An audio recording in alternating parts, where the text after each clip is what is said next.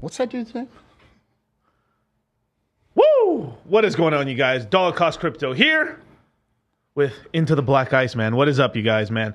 Crypto Mindset Q4 is coming out November 18th, man. I can't wait to get this started, man. Next week we are going to be in Miami on Fresh and Fit and be doing the round with all the guys and stuff like that. So be sure to check us out, man. Trying to convince Charlie to do after hours. Hopefully we can, man. But today I am joined by the man, the myth, the legend, and that beautiful AP, Black Ice, man. What's up, man? Hey, how's it going? What's going on, good, dude? Good. Dude, like, I think we met in the hallway, actually. Right. A couple weeks ago, and then you just hit me up with some XRP news. You're like, I was like, what? He's probably like, this guy knows more than I do. No, what you kidding? Did you investigate that? Yeah, I investigated a little bit into it. Yeah, I think it was true what you were telling me. Like they did, I think they did invest, because I think you were talking about investments they were doing. Warren Buffett acquiring a Brazilian bank, decentralized bank for $1 billion, was it? Yeah, I think they did. I don't know about acquiring it, but it looks like he put money into it. Okay. So I don't know if he's a major shareholder, like he owns the whole thing, because normally that's actually pretty difficult to do, like actually acquire an entire foreign bank. Because it's Warren Buffett. He can do anything. I know it's. Yeah, I mean that's true. That is Warren Buffett. So don't billionaires run the country? Sir, we're a democracy, not a plutocracy, sir. Come on. It's like, hey, Elon Musk, what he says when Elon, there was old E.F. Hutton. Do you remember E.F. Hutton? E.F. Hutton. Oh, wait, like a brokerage firm. Yes, I do. So there's old commercial that says when E.F. Hutton talks, people listen. Right. And I said, when Elon Musk talks, shit's about to happen. Right. No, we used to run it. So I used to be on this old crypto show. Not old, but like, shout out to Discourse Syndicate. But I used to be on a show called Discourse Syndicate. And then we had this whole commercial. We'd actually take their entire old commercial. When Elon Hutton says, and everyone's like trying to listen to what my brokerage says, well, Elon Hutton says, and then the whole fucking airport's like trying to listen to what he says. Yeah. And then we just put like our channel or something like the headers. It was really bad. That's awesome. Really early and stuff. But yeah, shout out to everybody, man. Hit the like button, man. Damn, I got a lot of Pepes in the chat. Holy crap. But yeah, man, you mind explaining what you do for a living, man? It's pretty cool. So for the last 27 years, I've been in the technology space, and I basically a glorified tech recruiter, but I do more than that. startups come to me that get funded by VC companies, hedge fund managers or whatnot, and acquire companies. And they come to me and say, hey, we need to hire 50 software engineers. Gotcha. How much is it going to cost? Can you evaluate it? Where can you find the people? How much is it going to cost to hire the people for payroll? And then how much is it going to cost for you to do this for me? So I've been doing this for 27 years. Yeah. And within that 27 years, I've been around the block a while. Yeah. And so I started getting into relationships, helping people out. I found myself counseling people on men, women, on relationships, where they fit in the marketplace value, sexual marketplace value, or as a man, how do you fit and position yourself to date the women you want? So I started doing this. I said, well, let me take it live to the YouTube. Yeah. And so I started putting on social media, and I got a lot of pushback, right? Andrew Tate wannabe, or Kevin Samuels copy, or whatever. But I started doing this 12 years ago. I started helping people. And I found it a niche, right? So, and it's kind of sad how everyone's saying that, like Kevin Samuels this, or like Tate that, and stuff like that. But this stuff's been talked about forever. Yeah, and people like Roland Tomasi, I mean, the guy's brilliant. He wrote a book. I can't even fathom writing a book. The guy's so smart, intellectually smart, and I'm not trying to. I'm just bringing my flavor to it, right? Right. You know what I mean? Explain the whole Black Ice thing, which is really funny. Okay, so I'm black and white, right? But everybody, and it doesn't matter. Everybody said, "Oh, I thought you were Spanish." I'm not. But it's okay. I don't get offended. But I put it on there as a title because when you see Black Ice, it's deceptive, right? And so I'm deceptive. Like the joke is, I can go in any community and almost, a gang-related community or any area that's dangerous, and almost get away with it. Right. If I go to the Dominican neighborhood and say, oh, there's a bad area, I can say, oh, I'm adopted, I'm Dominican, or I'm Puerto Rican, or I'm Mexican, right? Or I'm Italian. Fucking chameleon, dude. Italian, right? I'm black. And when I say I'm black and white people, you're not half black. It's like it's a bad thing. Right. And so my whole life, I grew up, I wasn't black enough. Yeah. With the schools I went to in the inner city. When I went to the suburbs, I wasn't white enough. So I never fit. And as we got older in time, my senior year was the first time that I had no problems in school. Right. But when I went to all black, a minority school, I didn't get along. I didn't fit. I wasn't black enough. And I said, okay, I was good at football. So I transferred to my grandmother's area, which was all white. Right. And you weren't white enough. I wasn't white enough. Damn. Sounds like Monterey High. It's like Vin Diesel, right? Yeah, yeah. He did a whole monologue on that. That's how he got in the movies. He got discovered. He did a whole monologue on he's not good enough. He wasn't Italian enough, white enough, black enough. Yeah. And then boom, it was discovered. Okay, so obviously I'm fully Hispanic and stuff, so I never really dealt with that. But with us, we don't really care. Yeah, we don't care. I don't care at all. I mean, I was just like, oh, what's up, dude? And I had no idea. But like most people want to identify you by race, which is so bad. It's like, look, we're all people. Yeah. You're it's funny. I was going to say you're a man, but then it's like, well, how do you know, right? Like now you have this whole wokeism issue. Right. But at the end of the day, so I went with Black Ice. It was a name I could use, and my topics that I talk about on my podcast, on my Instagram, they're pretty controversial about men and women, right? And so my name gets out there, then it's like, oh, I get canceled by the cancel culture. Right? Yeah. It's quite. I mean, it's quite a good thing. I mean, it wouldn't really matter because like if people didn't use it to hold. I mean, people always want to kind of typecast you or sort of like find a space to put you in order so they can have power over you. Right. Yeah. And the thing is like, no, it's like, I mean, I've traveled outside of just like being super fucking obvious. Like I've got some buddies of mine that are burnt crisp. Yeah. It's like, oh no. I got black friends. Like, why'd you even say that? I know. Right. Now, it's like me saying, "Oh, do you know how to make tortillas?" Right? Like assuming, or if you say, I feel really attacked right now. Right. Now you said what nationality? I'm Mexican. Right. So, but you said Hispanic initially. Hispanic, yeah, it's Latino. Right. Yeah. But if I just assumed you were, oh, he's Hispanic. Oh, he's El Salvadorian.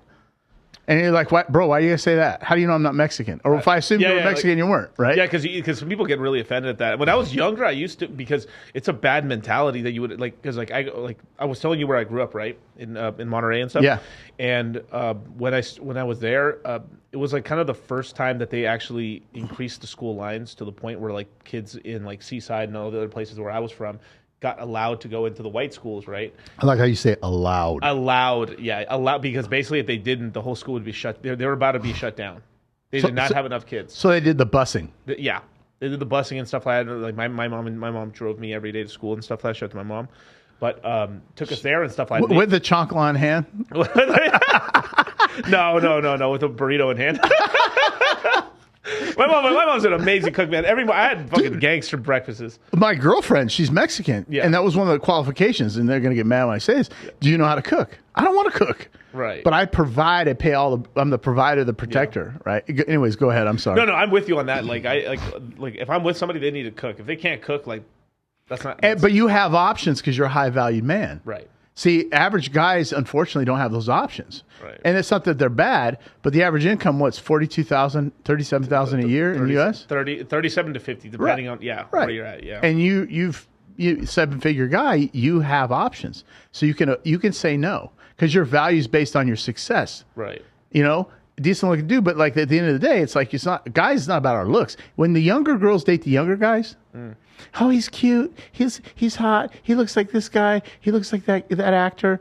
And then as the women get older, initially women in the beginning stages of life, they're more productive financially. They get it first. And then they look at their boyfriend going, wait a minute, you're smoking weed, playing Xbox all day. Yeah. Working at 7-Eleven, no pun intended. Right? And as you get older, they start going for the success object. Yeah. Boom, here you go. Me, you, other guys. And we're looking at them going, oh, we got options. We want a fit, feminine, attractive young woman. Right. And then they get mad when we say that. Yeah. But wait a minute. You're with us because we have what? Money. Exactly. Yeah, money or status or something or I mean it's sort of like the money muscles game frame, right? But the original was money muscles game, right? And it was all about like you're either super high in one of those aspects enough to because what you want is to be well rounded enough where you want to be like tons of money, tons of status, lots of game, super in shape. Who's that podcaster? Bradley, what's his name? Which one? Bradley Martin? Yeah, Bradley Martin. Yeah, sure. There you go. He is the epitome. He got carved out, and he should be in the definition when you go to Wikipedia. The guy's good looking, perfect teeth, buff. He was a wrestler. Yep. He's successful, perfect beard. I almost hate the guy.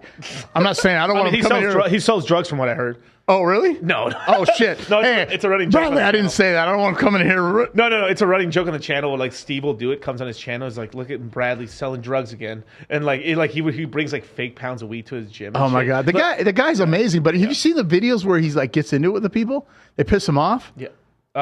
Back in the day, I had not recently. Okay, yeah. And I'm like, dude, I don't not want to get into it. I saw his whole come up, dude. Like, because you were telling me, right? You're like, you were in the, you venture. I mean, you basically are a venture capitalist as well. Sometimes you invest into companies really early on, or you partner with them to help them, scale up. Because we'll talk about scaling in a minute, because that is.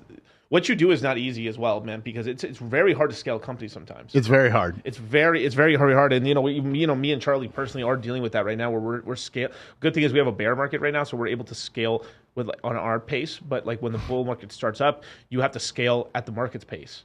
And if it's going fast and you're not prepared, it's bad. You get left behind. You get left behind. So you're just leaving tons of growth on the table, and then your competitors will just outgrow you and stuff like that. Now, on this cycle, right, we grew almost in tandem perfectly to it, but it was getting to a point at the end there where, like, if let's just say the bull market here in crypto lasted 6 more months, I mean, it was getting to the point where, like, we were getting like 2,000 plus people into our crypto mindset courses and stuff like that, where it was, if we had 6 more months of the bull market where the prices hit like 100 to 150,000, $250,000 BTC price, it would have been something like 7,000.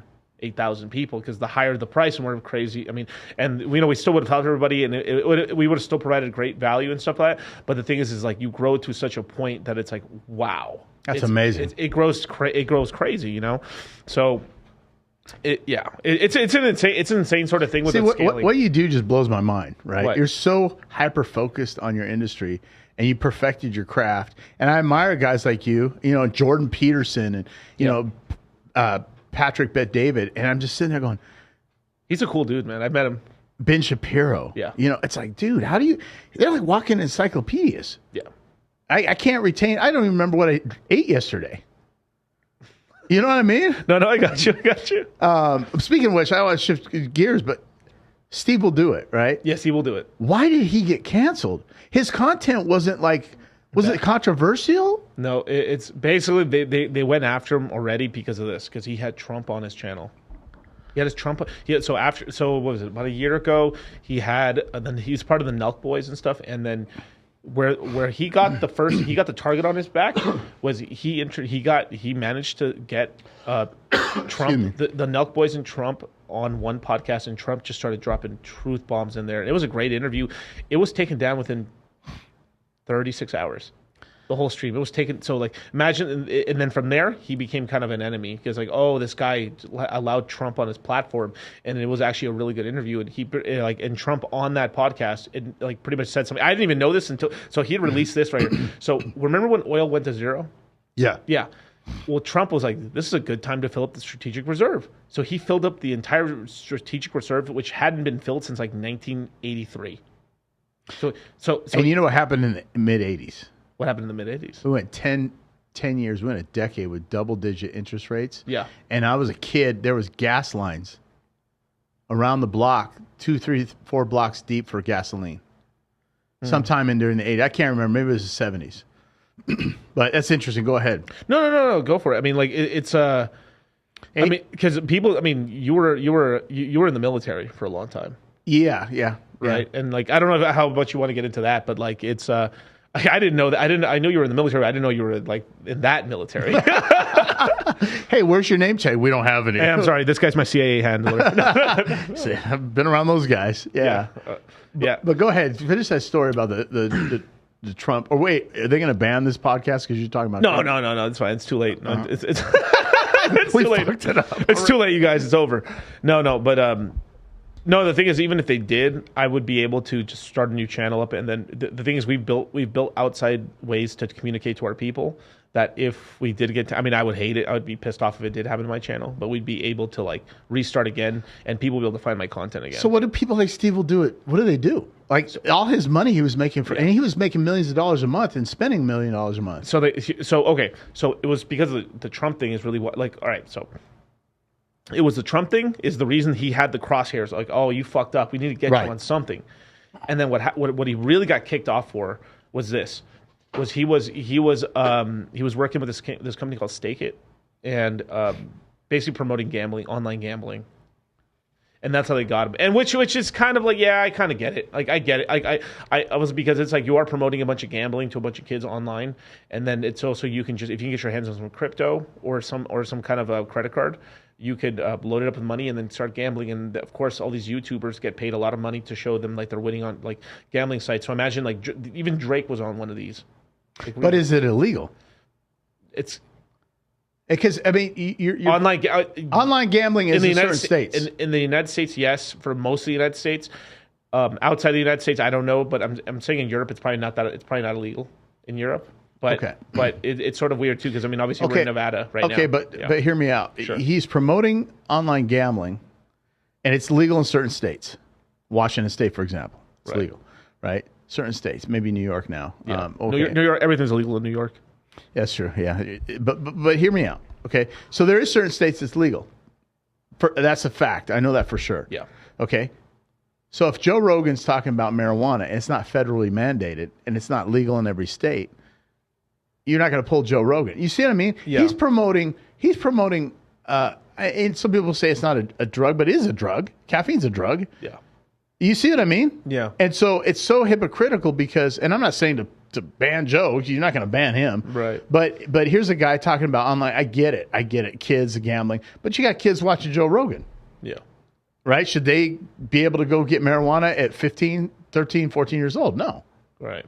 I mean, we still did. Yeah, right. No comment. But you see what I mean? So everything's based on the individual, but they gambling. Yeah, I know, promoting something to children and. So that was one of the, but still, it was a tad too much. But the thing is too is like a lot of the videos are kind of. I think a lot of the videos were fake. Where like they're not really spending their money; they're spending like dollars they give them to gamble, and they could lose on the videos, but because they would give them so much money, like here's $500,000, and then they would start gambling, and then kids would actually spend real money. People would spend real money, and like it's like, wow, I'm gambling so much money. Oh my god, I'm nervous, bro. I'm nervous. Oh, I won, yes, and they would get paid millions of dollars. I mean, everyone did it too. Like Brad. I mean, I don't know if Bradley did it, but like a lot of people were doing that right now, and then a lot of them are kind of got off of that now. Wow. Yeah. And so, what does a guy like that do? Like, I know Andrew Tate's very successful outside of his channel and his university, Hustlers University, right? Yeah. So he they cancel him, and everybody's putting his videos up anyways after he's canceled. Yes. He's not going anywhere. No. But what does a guy like Steve do? So he's pretty much pivoted off to do another channel again. Yeah, he's got what's that platform they're on? Him and Andrew. Yeah, Rumble. Yeah, there's Rumble. Yeah, I think he's on Rumble, and also he's doing something else. I think he's trying to start up another channel on YouTube and Twitch or something like that as well. Okay. But like all his buddies are still helping him out. Like he's still on show. So it's like if you do get canceled, basically you have to go on a kind of a tour. A tour, basically. You have to, so people don't forget about you. That's what Andrew was doing. Yeah. Tate. Yeah. And that's why. What's that other guy that got canceled? Who was on Andrew Tate's? So everybody's going over to Andrew Tate's place in Romania. Oh, Sneeko. Sneeko got canceled. Yeah, shout out to Sneeko, man. I'm actually we're working on a show with him. Yeah, Sneeko, stay strong, brother. I liked your stuff. I mean, that guy was on it when he was a kid. Yeah. Right? But talking the same stuff, more or less the same stuff, yeah. Right, but he was funny though. He was like getting out of his chair, making the eyelashes, he's like but I noticed that everybody was going over to Andrew Tate's place in Romania doing podcasts. Yeah. And so he was over there, and I'm like, okay, did they cancel him because of that? No. So what we I'm sorry. I'm always intrigued because when you affect a man's money, yeah, that can make you crazy. Yeah. Two things can break a man: women and money. Yeah. Right? Yeah. So here's the first thing. So I think it didn't help that he went over there. It made him a little too red hot. And here's the other thing too is that his content was brought up. So I forgot what congressman he called out. So basically, there was this congressman that said like we don't need things like this, and he brought up a Sneeko video, and then Sneeko then did a reaction video to this guy in Congress talking about his video, and then this guy got so mad that this guy did a reaction video to him because he basically was talking shit about him, and then this was right before, this was like a couple months before the midterms happened. Right, and what basically transpired after that is that this guy, the senator, started playing Sneeko's videos within Congress. Next day, lost everything.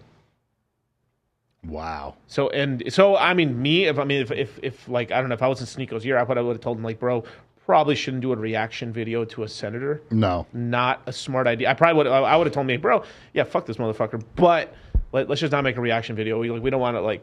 This is, we got to be tactful here a little bit, right? Yeah. And well, that's how real Sneeko is. And then so Sneeko did that reaction video to that senator. The senator got pissed off and then showed that video in Congress. So imagine he's like, they're playing, and then he reacted to that video. They're playing my fucking video in Congress, and then next day, gone, deleted everything, insta gone.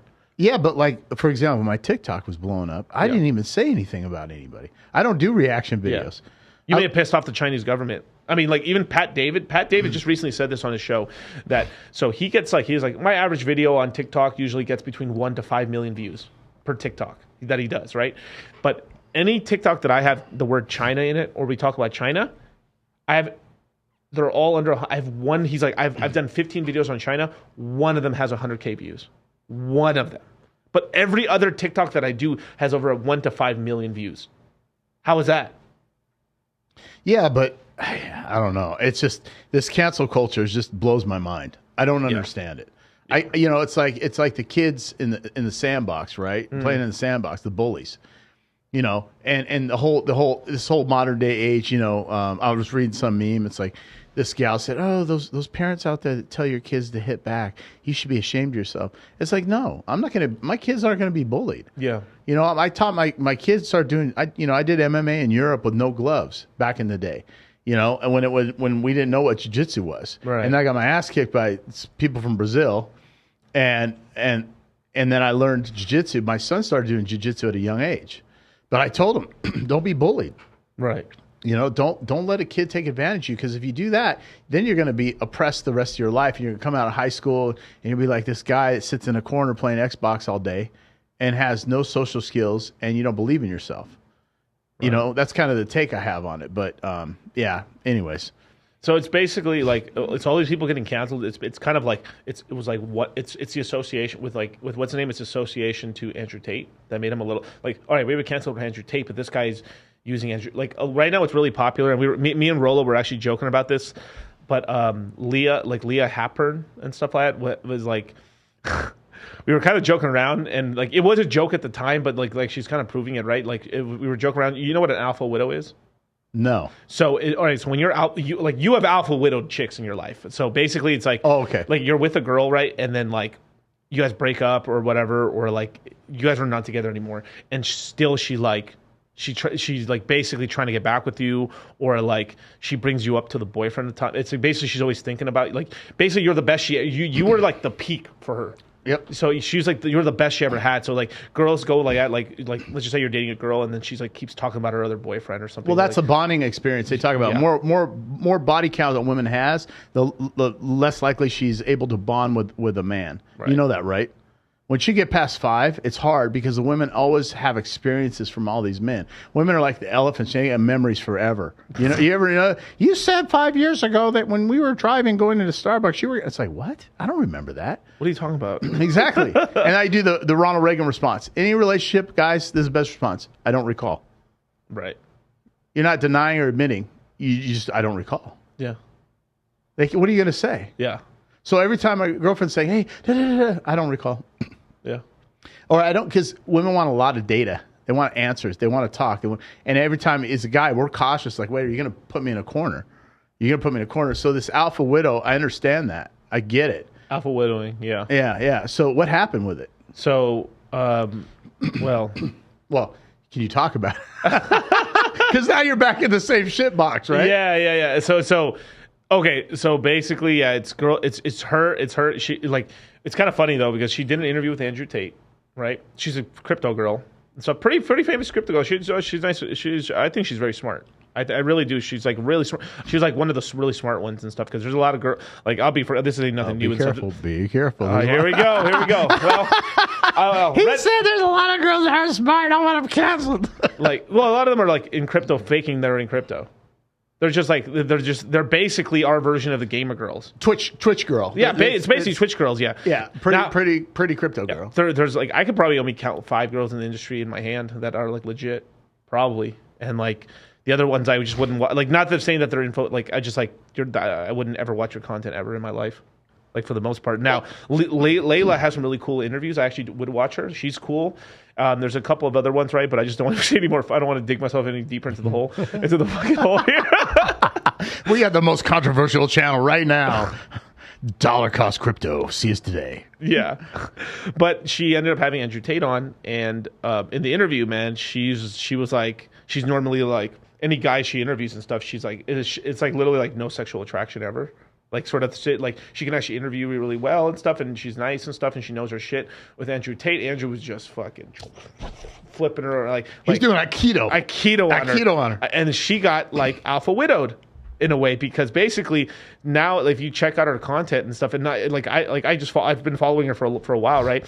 And sometimes like shorts pop up and stuff, and it's like every single short is her talking about, like, so what do you think about Andrew Tate? Like, she's like a crypto girl. But that's what happens when you run into a true alpha. Right. I did a video on, how many pretty women have been rejected? It's very, and I say pretty, I'm talking to 8, right? I don't believe in 9 and 10 of girls that are getting paid for their beauty. It's something like Kim Kardashian. Yeah. Maybe not the most attractive girl in the world, but she's a 10 because she's making money off her beauty. Right. Right. So when it goes to I'm a 10, it's like you're 8. Most girls or women we say are 10 or 8s, right? So, but these women that are 8s and 9s and 10s, if you will, they don't know us. See, women date based on status now, not just success. So to us, we're high value men, but they don't know us from Adam. We don't have a blue check mark. We're not a household name. Yeah. We're not Elon Musk. Yet. I applied for the damn thing. Where is it? No, just kidding. But so when you tell one of those girls no, you're not interested, they have a psychological meltdown. It's like a person that wins all the time in something and then loses. They can't handle the defeat. Right. So that whole mental breakdown, and I did a podcast on this about, tell a beautiful woman no. See what happens. And it's amazing because that whole change. So with her, the alpha widowed girl, if you will, and she realized Andrew didn't need her. Right. He wasn't chasing her. Right. He didn't have to have her. If he was with her, it was by choice. And she realized the magnetic pull that he has as an alpha high value man. Right. And now it's like, oh my God, Andrew Tate. So she admires him now. Yeah. So how do you compete with that? See, women, hypergamy, they date up, right? Right. So she has to date up. She. Where do you date up from? Yeah, it's sort of like, where do you date up from? It's like the whole like Tom Brady with this Giselle girl, right? We're like, where's that bitch going? Like, where is she? What dude is higher? Like, I'll give you an example. Paris Hilton got married last year, 11/11. I do a whole thing on these fucking angel numbers, right? Yeah, Whatever. yeah. I'm so tired of hearing it. And her net worth is $900 million. yeah, Her husband, I think, is a hedge fund manager. He's worth $40 million. Yeah. She dated down. And I said, I don't want to say genetically, but wired in your DNA, deep down into your DNA as a woman, you want to go for the elite. You want to go shoot up. yeah, And I said, that's not going to work. Like Giselle, Tom Brady, that worked for a while. yeah. But Tom had a midlife. He wanted to go have fun. He started wearing hippie clothes. He started going off to these grocery stores doing weird things. But she's like, I can't do it, right? And he went to Miami. She wasn't used to that. He changed. But at the end of the day, Giselle's worth way more than Tom Brady. Right. So this gal, she's got to date up. I don't even know what her net worth is. The Giselle? No, the crypto girl. Oh, I mean, it might be. She might have a mill or something. I think I don't know her crypto. I mean, the thing is, like, a lot of so especially if you're in crypto, you typically don't really talk about your. I mean, but you can assume she probably has a few million. But she's got status too. She's got in the crypto space. Priceless. She has so status. she can't just date a guy that's well off. He has to have some type of credibility and status. Right. So like you look him up, he's on Wikipedia. Right. I mean, I know the dude she previously dated. Previously dated, yeah, I know, but like they kept it under wraps and stuff like that. But like the guy was famous as well. Okay, yeah. So so that's also another thing. I'm over here talking about this chick this much. Jesus. Okay, we gotta shift gears. Yeah, we gotta shift gears. You're Thanos love. Let's talk about that. Let's snap away from all this sort of like we're becoming TMZ of like fucking crypto drama, crypto red pill drama. But like I kind of just one last thing. I get it. Like I mean, like if she dated someone of that status, then she wants to date someone equal to or more. Basically. Yeah. So, and then talk to Andrew Tate, but Andrew Tate don't got to like do that at all. He doesn't have to at all. Like, he wants subservient women. And it's pretty funny too, because like, I mean, dude, I would say right now in the YouTube space, like it's the UK British girls that are getting that are the most their heads are gigantic, basically. It's the NATO-based countries, the Western. I did one. I said American women, and then somebody said, "What about NATO?" Right. So it's the you say subservient, I say cooperative or submissive. And they say submissive. I'm not saying to me like, are you willing to allow a man to take the lead in the relationship? No, I only said that because that's a lot of these women how they think. Like, oh fuck, like But I think it's harder to be a woman of strength, and this is going to blow their minds. Every woman says, I'm strong, I'm a strong-headed woman, I'm a boss bitch, I got my own business. I said, you sound like a dude. Yeah. But hear me out. Oh, I never want to be a housewife. It's harder to be a housewife because you have to be a woman of strength, not a strong-headed woman. A woman of strength is going to allow and let her man lead if he's doing the right thing and protect the family, and she's going to be the CEO of the home. But also, this is something nobody talks about. Women set the tone in the house. How many relationships, you don't have to answer, that you've been in where you've maybe lived with a girl, she's been over quite a few times, and you get up in the morning and she's in a bad mood, your whole day's fucked. Women can take a guy out mentally like that. Yeah. In a relationship, we love unconditionally. Women don't. They love conditionally. When there's a breakup, men, I believe, take it harder because we're all in. Yeah. Women are like, I love this man, but if you don't pay the fucking water bill, I'm gone. Unless she cheats in front of the guy, guys generally stay with the chick. Oh, yeah, definitely. Most of the time, even if there's some drama, women are like, man, I got 5 guy friends on standby. I'll hang with them until I find the bad boy that's going to treat me like shit. The orbiters. Exactly. Yeah. So I think, when I say that, I go to Central South America, Thailand, Philippines, Africa. But when you deal with the UK, when you deal with the United States, you deal with Canada, you deal with Australia, the mindset is, I'm an equal. I don't need a man. No man's going to lead me. I've got my own money. And then they're going to die alone with their cats. I always say that, right? Yeah. I mean, there's been, I forgot which hedge fund. No, I'm so sorry. This may have been a bank. I think this was Bank of America. Warren Buffett's bank actually released a report that I think Rollo talks about this quite a lot as well. There's a couple of banks that release reports for their investors over like demographics, over what's the trends they're seeing, and basically there's going to be so on average, right? Like throughout history, a woman's typically just like if you have in genetic history, you have more grandmas than you do grandfathers, right? Because the average if you're a dude that's actually had kids, you are more than likely going to have 2 kids, and the guy who doesn't have and the guys either have 2 kids or plus or have no kids at all, right? So like half of the men that's existed in history never had children. So we've been like over time we've been culled out. Yeah. Like, and we're actually the genetic factor that ends up really changing humanity over time, because it's like the women that are choosing, right? So they're choosing only a certain amount of men. So a woman would rather like sleep with like, let's just say I got this woman pregnant, and then later in my life I got this other woman pregnant, and she didn't want to get with these other 2 guys. So like now 2 guys aren't having kids now. Wow. Yeah, like that and stuff. So that throughout history, that's normally how it's been. It's like half the human population did not have kids. And on the male side, I'm sorry. On the female side, the average woman had 1 child. Right, because 10% out of 100 men are actually having sex with women right now. Yeah. So if you line up 100, and when I say that, hear me out. Guys' body count doesn't really matter. We were put here to breed. Yeah. Women's body count matters, and that's why they're like, oh, no, it doesn't. How many guys? I don't want to talk about it. Why? Guys like, okay, I've been with over 100 women, but women will still be with. It's like Drake. I'd use the Drake analogy. If Drake came down into the room right now, he's got girlfriends. You would still date him as a woman. Mm-hmm. Right? And he's been with thousands of women. I throw that out there. I don't know the guy, but But he's been with a lot of women, for sure. Correct. Impossible not. Like, it's literally impossible. Correct. Yeah. And so for guys, men were put here to breed. And I know that doesn't sound, look, at the end of the day, did we evolve? Did we come from aliens? Did we come from God? Whatever. I have my belief, but I think that, we were put here to recreate and reproduce children. Yeah.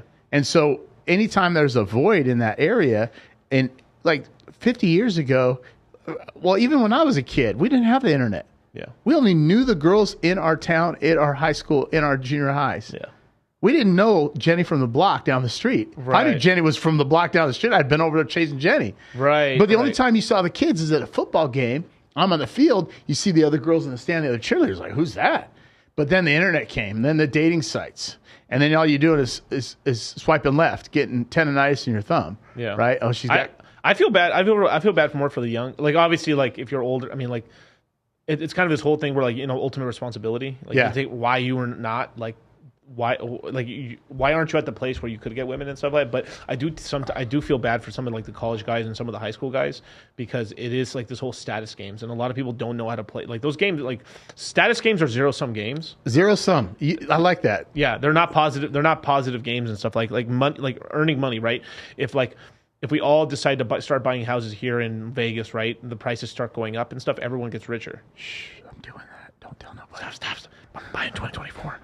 Right? I'm literally going to buy real estate. Well, I'm buying on the east side, yeah. Oh, okay, got you. Yeah, we'll talk about that later. Yeah, it's like, hey, everybody's over here in Summerlin. Everybody's over here in Centennial. Everybody's in McDonald Ranch. Henderson. Yeah, it's like, what about over there where the bars are on the windows? Because that's going to go up in value. It's like South Central LA, $900,000 if you're lucky to get a house.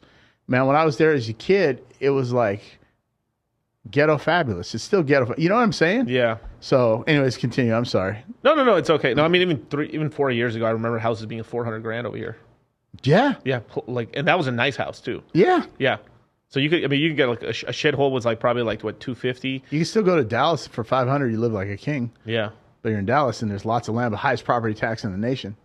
Yeah, that's great. No state tax, but like property tax. Property tax will kill you. Yeah. Yeah. At least here in Vegas, they make money. They make so much money off of gaming that kind of subsidizes the taxes and stuff. Yeah. Well, now, and we're gonna get into another topic, midterms.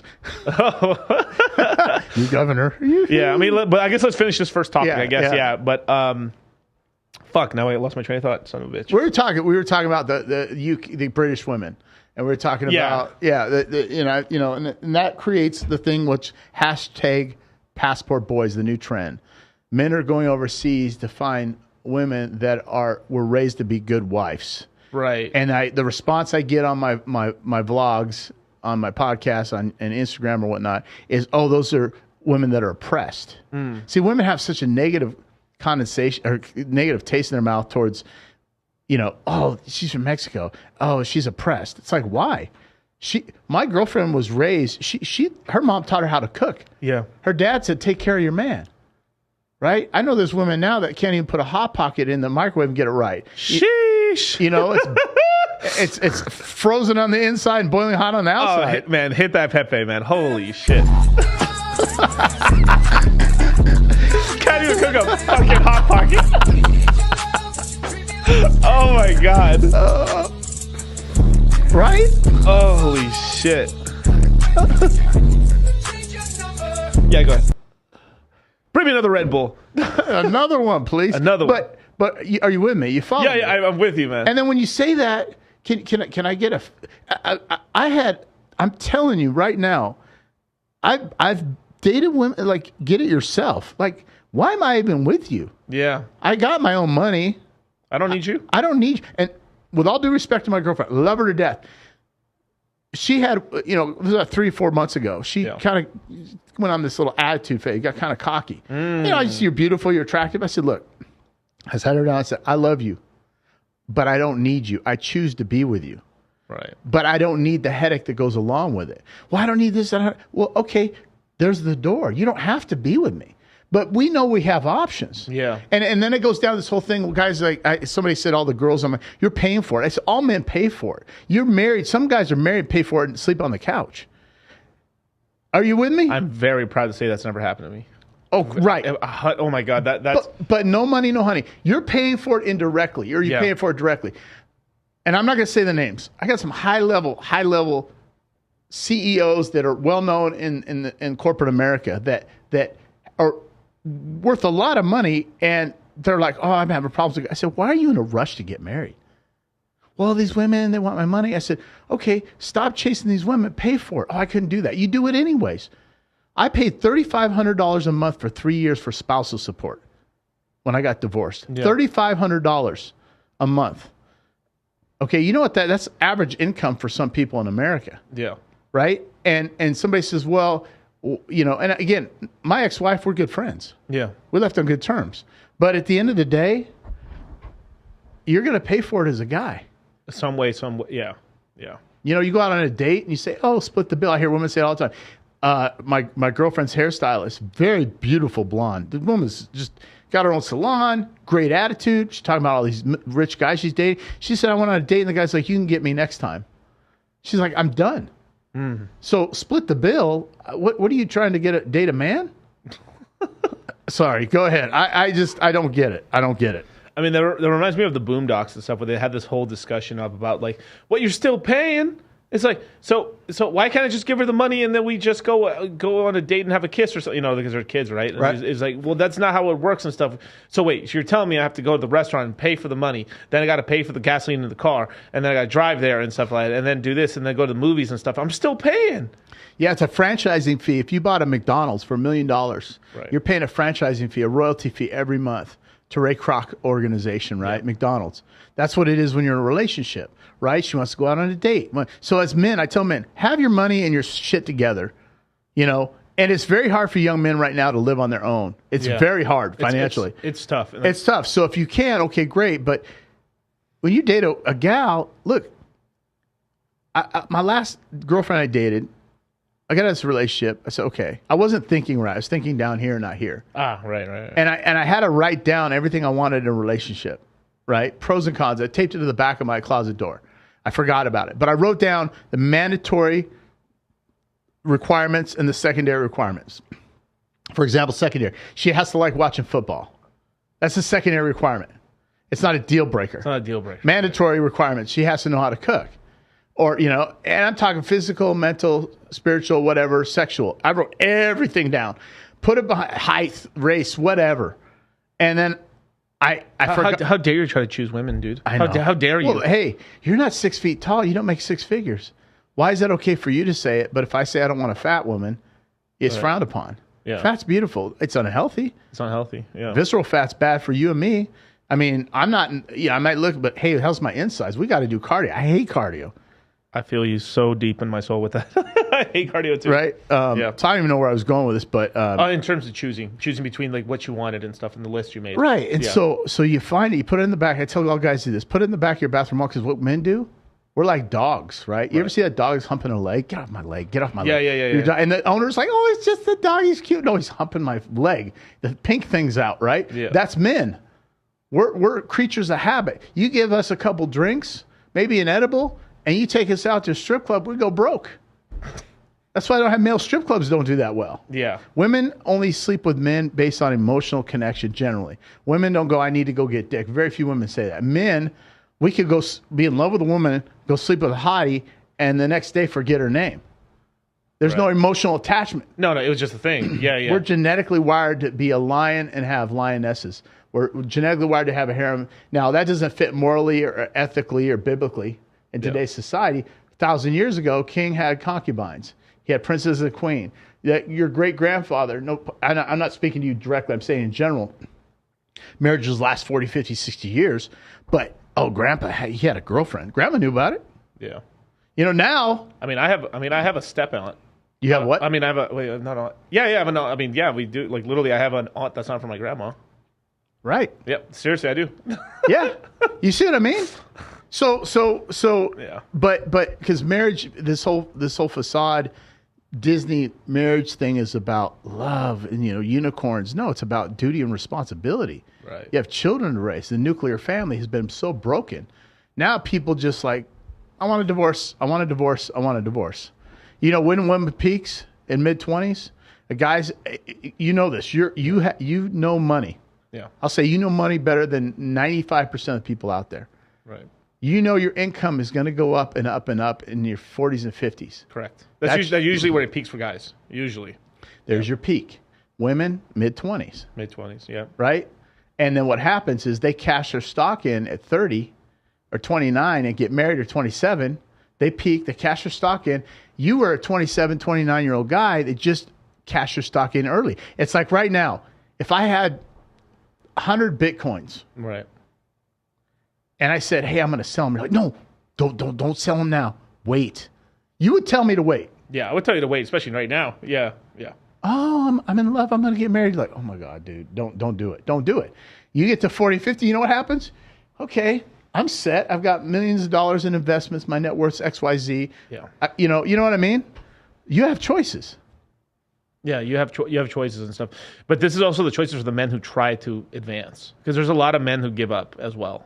You know what I mean? Yeah. I think Rollo says this all the time as well, is like the peak for males is like the guys who are literally trying to keep their best health, best financial, and then status as well. Because typically men like peak in terms of like peak. It's usually somewhere in the mid-30s, somewhere in that range, like 36, 38, because they're still young enough. They're still young enough. Yeah. They're still they're still young enough. They're starting to make really good money. It's all about like your peak good looks, youth, and then money and status and stuff like that. Yeah. Now you still can go higher than that, but that's where like most guys like peak out right there. Yeah, Myron and Fresh and Fit talk about that too, and Roland Tomasi. They're all on point. Yeah. But like we're the most hated guys in the industry because we're speaking the truth, and that's why it's interesting. It's like Kevin Samuels, may he rest in peace. He never got canceled, which is shocking. Right. Myron, Fresh and Fit, Roland Tomasi. Roland takes more of a intellectual, educational approach, right? Very smart guy. I respect all of them, but they're not getting canceled. But then Andrew Tate comes out, and he has no filter. Right. That guy pissed me off, right? But I think the other thing, part two with Kevin Samuels and Rollo is, Kevin Samuels and Fresh and Fit, is that they also show the female side. They do let them talk their side too. I think that's one of the reasons why as well. Yeah. Because I think there's been very rare times where a woman's actually won a conversation, but it's probably happened. I guess like there's been some conversation in one of those 1,000 episodes that like yeah, you might be right on that one. Yeah, I'm going to start having ladies or women on my shows, very attractive women that agree or disagree. But then I'm also going to be doing like streaming live conversations as well. That's cool. Yeah, because you've been doing good bites, man. I like your show, man. Yeah, I appreciate it, man. I'm just trying. I'm just trying to put the message out and be myself. And I'm not perfect, but I just see it the way I see it. Try not to get canceled. No, I think as long as you have, I think as long as you have women and stuff like that on the show, I think you'll be fine. Yeah, those guys are amazing. I watch their stuff. It's like, wow. It gets hostile in Fresh and Fit's show. Oh, dude, it definitely does. Man. Myron's like, okay, I've had it. Get her off the show. Frank Castles, you're out of here. Dude, he has sometimes 9 girls on there. Oh, yeah. Oh, yeah. Oh, yeah. And he controls the audience. He sets the stage. It's amazing. And the girls sometimes are so full of shit, too. Sometimes, like... I'm a model. Yeah, I'm a model. Every girl says she's a model. It's like, what's that song by Drake? Unless you're on Vogue. Yeah, unless you're on Vogue, get the fuck out of here. You ain't no model, right? Yeah. And then it's that whole thing too with like, where like, because I've been on that show a bunch of times, and I've also been there. Like I usually. Oh, you have? Yeah, I've been on. I'm gonna have to see that podcast. Yeah, bro, I'm on Fresh and Fit next Friday. What? Yeah, I'm leaving to Miami this Thursday. Yeah, that's crazy. Yeah. That's amazing, man. Yeah, those are my... Hey, congrats, bro. The Fresh Fit, those are my boys, bro. Like, dude, I love their content, man. Dude, we've been helping them with their crypto stuff since like before they even had Fresh and Fit. That's amazing, man. Yeah. I mean, shout out to Myron, shout out to Fresh, man. And shout out to them. They just hit 1 million subs on their channel. Nice. That's awesome. I'm so proud of them, dude. That's fucking awesome. Now he's got spin-off channels too. Yeah, he has the FedEx channel, which he used to work for the federal government, Homeland Security, and so he's just goes through like his. I mean, it's just like how I would watch crypto content and give you my take on it. He's doing, since he was in the government and he was actually doing investigations. He's going into these investigations, giving his input and like why they do this and why they do that. It's fun. It's so the FedEx channel is so cool. And then for Fresh has the Fresh CEO channel, which it's more that's like a lifestyle blog where he shows like his day in the life of Fresh, walking around and stuff, cool shit, girls, Lambos, trucks and stuff like that, and on the yachts and shit. That's awesome. Whew. Hey man, if your girl's on the yacht, bro, I'm sorry, bro. I'm sorry, bro. I'm sorry. Hey, we've been on yachts, man. She's been close by. I'm like, where the hell is she? She's been in the bathroom too long, right?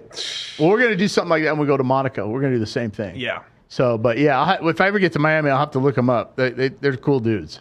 Yeah, man. So shout out to my Myron and Fresh, man. Those are my boys, man. And then Jay Waller and all this guy. So, who else? Jay Waller. Jay Waller's got a great channel too. His channel is he does these really long form, like I'm talking 3 to 4 hour interviews with people, one-on-one, like next to each other and stuff like that, and it's super in-depth and stuff like that. Justin Waller's a great interviewer. Another one too is like Sterling. He's ex-porn star and stuff like that. Great. That guy, no jumper. No jumper. He's still a porn star, isn't he? Well, he's fucking bitches in the sky in the night sky and stuff like that. But like, no, I don't think he's doing scenes anymore. No. Yeah. But he's helping. What he's really good at is like he's figured out and identified the problem sexually for a lot of guys in terms of performing. In bed and stuff. So he's like branded and created products to really help guys. And he, out of everybody in the red pill, I think he has the most like problem. Here's the problem. Here's the solution. Well, I have a product line coming out. Hey, let me know. It's on its way. So the samples are coming. It's going to help your testosterone level, and there's another one that's going to help you focus, right? Gotcha. Because guys, okay, look, I'm an older guy, right? Men my age start taking TRT. Yep. Right? Some guys, I don't want to say they're afraid of the needle, but some guys just don't want to take it. Yeah.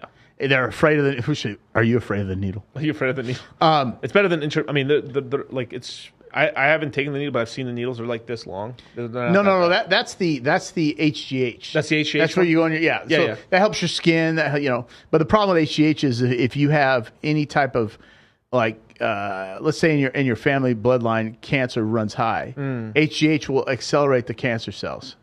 Gotcha. But it's good for your skin, good for your youth, your body fat, all that. But the testosterone raises your T levels because most men. Here's what happens: you go to the doctors, and the doctor says, "Hey, look, your T levels are at 300. That's great for a man your age." Say, I don't want to be a guy my age. I want to be a 30-year-old. Yeah. I want to be a 27-year-old. So you raise your T levels, but you got to also have to get your blood levels checked for cholesterol and all that, and your health, liver and kidneys. So we do TRT every 4 days, right? But here's the problem. How do we find a product that allows you to naturally boost your test levels through natural substance, right? Right. Instead of injections. Because some people don't want to get on the prescription and do a shot every 4 days, right? Right.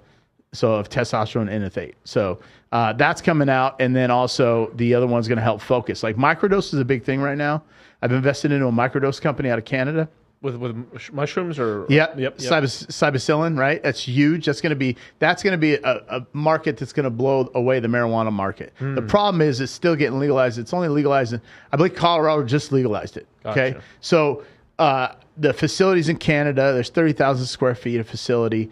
And microdose mushrooms, psilocybin mushrooms, allow you to focus. It helps with PTSD. It helps with anxiety, ADHD, and it allows you to focus. So it's a good replacement for Adderall because Adderall has methamphetamine in it. Yeah, and that's a precursor, right? And also people that like in the entertainment space or in what we call in Vegas, right? Yeah. They're part of the work environment, the working class that are going out there, the bartenders, the dancers, the promo girls. They're all drinking, they're doing drugs, they're trying to stay awake, work all these hours. They're starting to take microdose.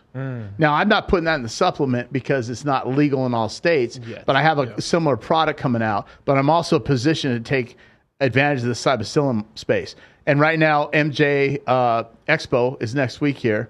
And most of the people that have the marijuana license, cannabis license, they're going to be the first people that have access to psilocybin to license it. Interesting. So that's something we could talk about offline. But my buddy just moved down here from Canada.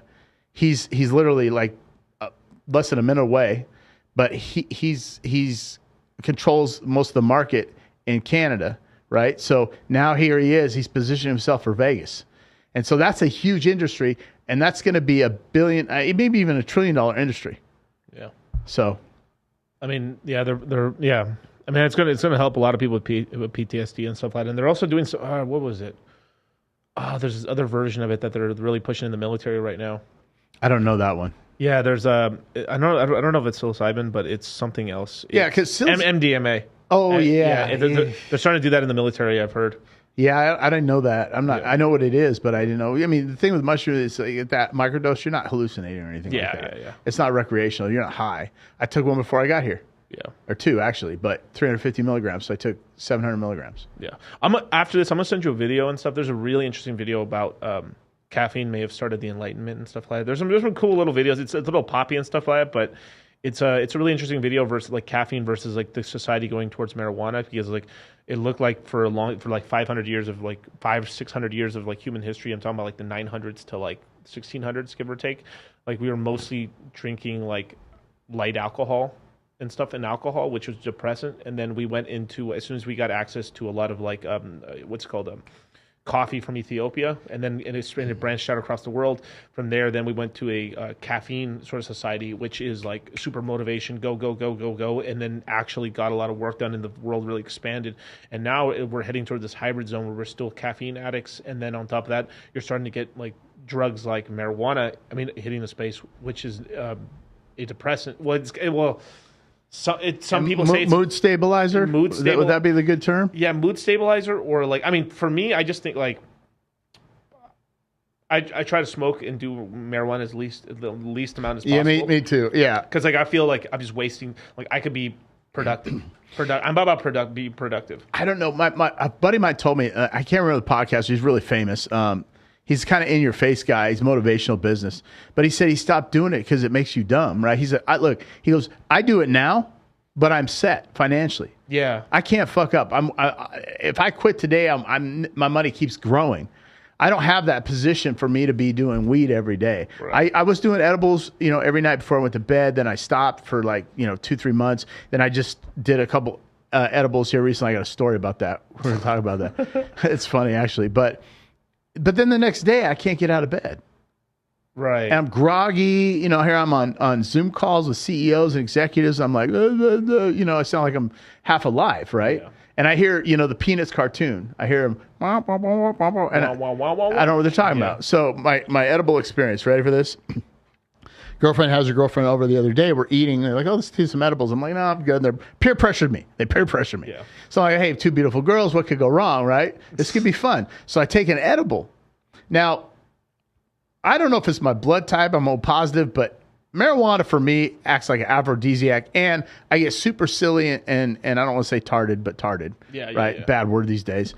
and I have fun. I'm a fun guy. I've always been that fun guy. Even if I have a drink, I don't drink, but if we travel, I might have one drink like vodka, sugar-free Red Bull. Yep. Once in a blue moon. I don't get angry. I'm happy. So with weed, it's 10 times. So I took this edible. We're at the table. We're eating. All of a sudden, we're eating nachos. We're eating all this bad food you shouldn't eat. Yeah. And All of a sudden, her girlfriend and me started laughing uncontrollably. You know that laugh where your stomach starts turning your abs? Yeah. She starts laughing. I'm choking on food. So I go over to the trash can, and I got one of those automatic trash cans, right? I bend over. I can't catch my breath. I spit the food out. Laughing so hard. I stand up, and I black out. And I feel myself falling. It was surreal. And I, like, literally 5 feet away, fell into the couch, hit my head. You can see the mark here. Yep. My neck kinked. I rolled over and I woke up. I'm like, what happened? Her girlfriend's still laughing. Like, I could have broke my neck. My neck was like you literally sore. could have concussed yourself really badly, too. And I'm like, what the hell? Wow. And my girl's like, are you okay? And I was like, there's a reason why I stopped doing edibles. Yeah. Right? I mean, it was unreal. Unreal. Yeah. So. Hey, I'm glad you're okay, man. I mean, I can see the bruise on your head, man. Yeah, well, it's like a burn mark because I hit the couch. Damn. And I like hit the couch and I oh my God, what happened? But I couldn't, I blacked out, I had no oxygen. Damn, dude. You got to be careful, man. Holy shit, dude. I know, I'm alive, man. I escaped death once, right? No. Yeah, just once. No, but yeah, man. I mean, that's the whole thing of like, I mean, we keep kind of skirting around like, there's usually two modes for guys. One guy is like, so one of the reasons why crypto and the red pill merge so well together and stuff like that, because guys usually what ends up happening is that they hit into this mode where they're either in work mode or in pussy mode, basically getting girls mode, right? Right. And then usually some guys can do both at the same time, but then at some point they go into one side really crazy. So what I usually see even with people in the courses and stuff is they ping pong between like, whoa, I just made a bunch of cash and stuff, and then time to go get chicks. Yeah. And then they take their eye off the ball. And it could be business, stocks, real estate, crypto. Doesn't matter. It's like and then they're like, man, I'm tired of these bitches, or I got my girl now, or whatever. You have to, and they ping pong back. You have to focus on the cash, not the ass. Say that again, sir. Focus on the cash, not the ass. I might have to tell you to do that another time. Say that again. You have to focus on the cash and not the ass. Damn. Because the ass will come once you have the cash. It's true, right? If I pull up in and no pun, you're going to love this. All right. Tesla's, technology-wise, probably the most advanced vehicle out there. Yeah. QA, cars aren't put together that well, but whatever. Props to Elon. Great car, whatever. Guy buys, and I don't know if you have one. So if you have a Tesla, forgive me. No, I don't. Okay. No. So this guy's like, oh, I got a Tesla. It's faster than your car, faster than your car. I said, oh, yeah, it's faster than my AMG Mercedes GT. But it's like a smartwatch. Smartwatch is one of the best watches out there for what it does. Right. But it's not an AP. It's not a Rolex. Yeah. And when you pull up in a Tesla, girls aren't like, oh, my God, look at the Tesla. My pussy's so wet. And the guy's like, but it's faster. I said, sometimes doing 2.4 seconds isn't that great. Ask a girl about it, right? Like, right. My point is this thing. You can go super fast in a Tesla, but it's a Tesla.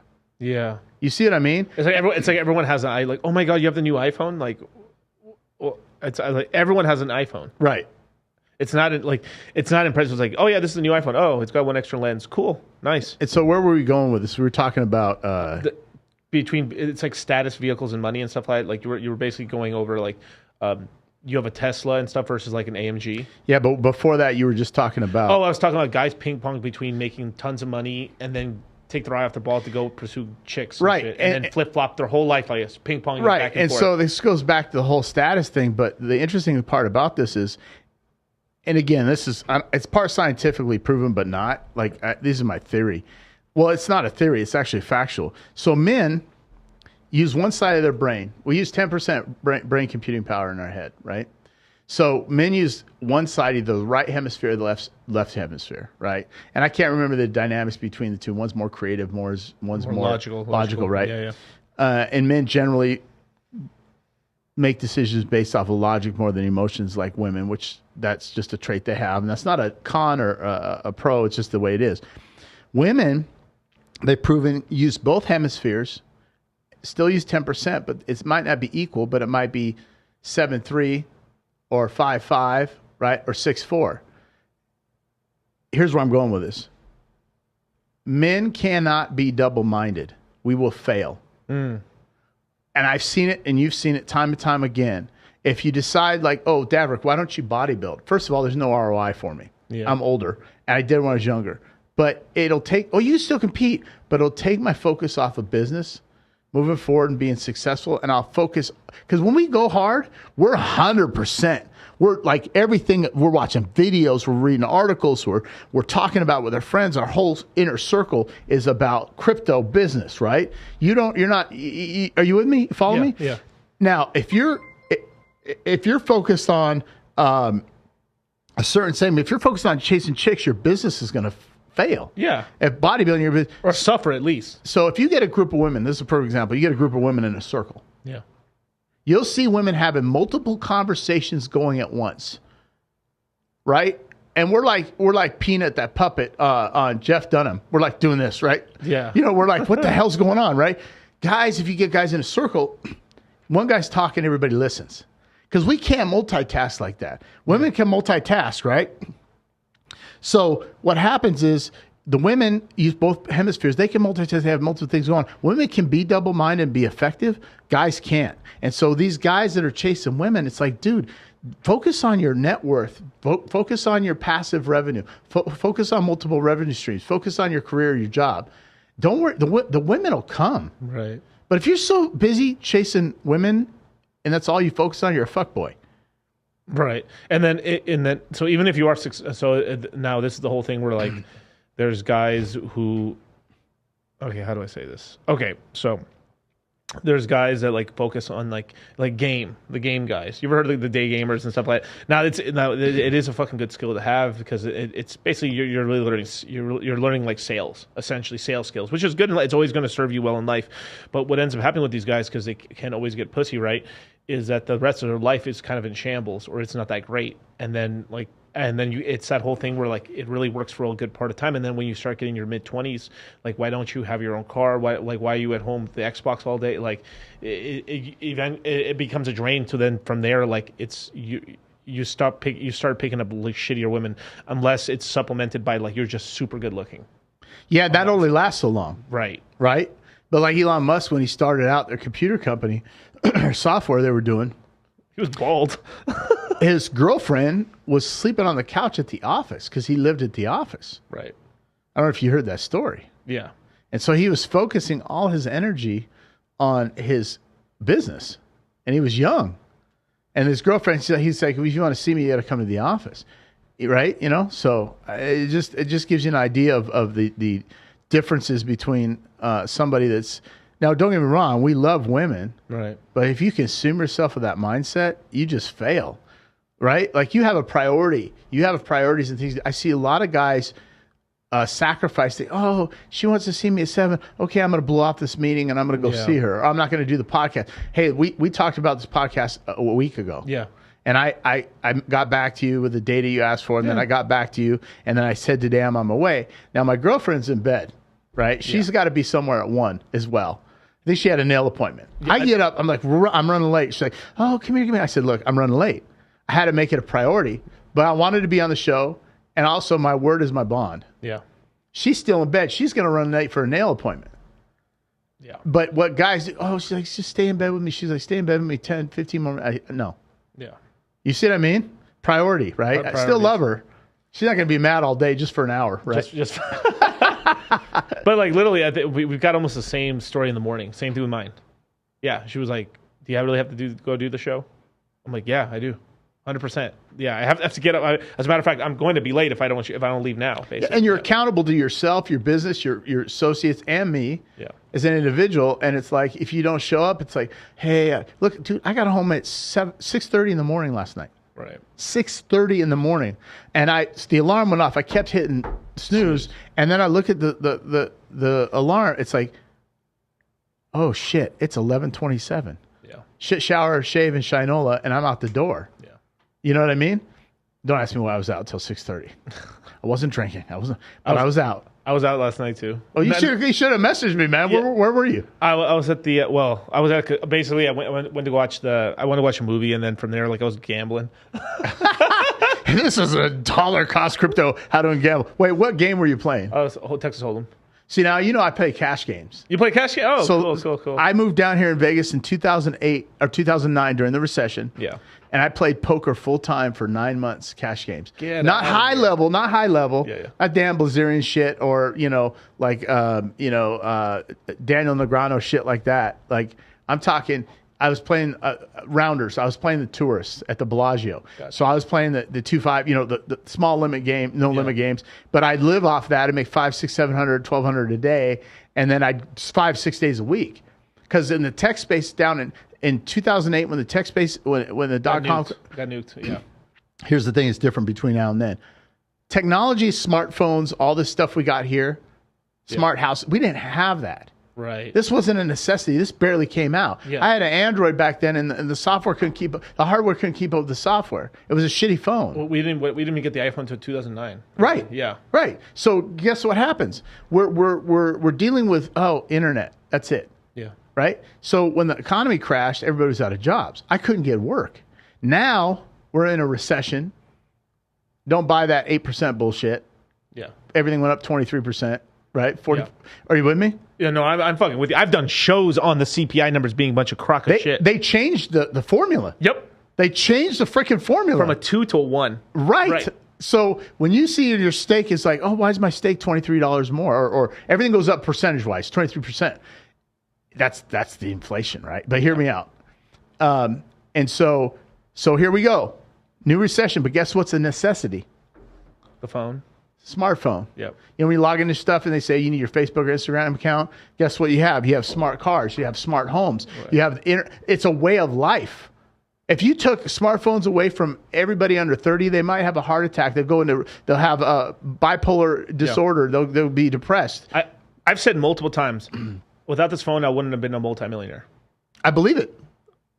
That's your office. This is information highway, how I communicate to the whole world, right here. This thing is so fucking valuable to my life. It's insane. So I'm so old. This is how old I am. Yeah. I got sent home in high school for having an NWA cassette tape in my Sony Walkman.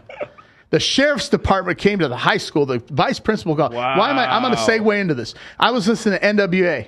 Yeah. And that's when the feds shut them down at the concerts, right? All that stuff. You guys don't even know about this stuff. If you sing that song one more time, we're going to shut you down. Yeah. Federal government was at the concert. They said, fuck it, we're going to do it anyways. And they did it. The feds chased them out.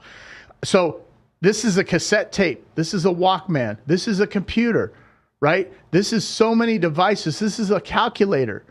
This is a recording device. This is more computing power than supposedly the rocket they sent them into the moon in. Okay. I'm sorry. I'm not some crazy guy, but come on. That's a different time. Yeah. But this has more computing power than the computer that sent the rockets, the astronauts to the moon. Right. This thing right here is your office. This is your way of life. This is your telephone. It's everything. The Rolodex, everything, yeah. Your photo album, right? The only thing it doesn't do is cook breakfast and give you a blowjob, right? Right. When that comes out, they're working on that. Soon. Real doll, right? Real doll, soon. Right. But yeah, you're right. Like right now, healthcare is always going to be stable. In a recession, healthcare goes up.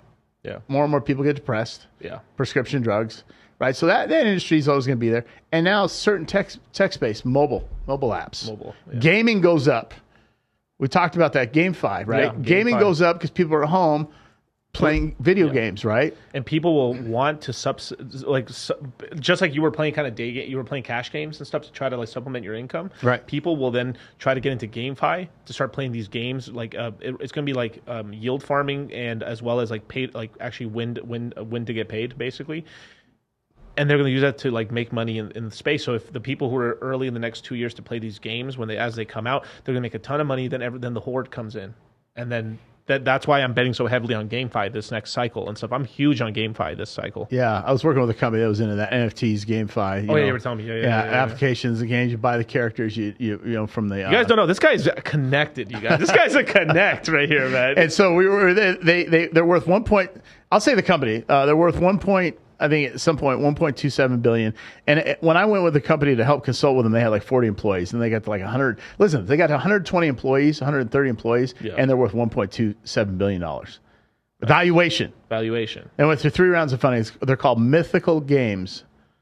I know the company very well. Right. Yeah. And so I helped staff some of their software engineers. Gotcha. And I was there for like just a short period, but I'm like, wait a minute, you can buy an NFT, you can buy clothing around it, and the value goes up if you don't, it's funny because they're like, yeah, don't play the character in the game because it's worth more. It's like a baseball card. Yeah. Don't open the box. Like I got a Star Wars, I got Han Solo in the Star Wars box. And if you can find an unopened Han Solo from 1977, what's that thing worth? Hundreds of thousands. Or Luke Skywalker. Yeah. Oh, but the box is open. Oh, you played with the character. Yeah. So I got all these NFTs sitting in there. I can't remember it's not workspace, but there's a OpenSea. Wherever it's at where you buy them. Yeah, it's either open. It's probably OpenSea. Yeah. And I haven't played the game because I'm not going to play the game. Right. So it's look up mythical games. Yeah, I'll look at it. I've seen them around for quite a while and stuff like that. That's crazy, dude. Han Solo. Yeah, no, and then this is the crazy thing. Like we've had people from our courses and stuff because we basically we're the largest online crypto education course in the world. Wow. Yeah.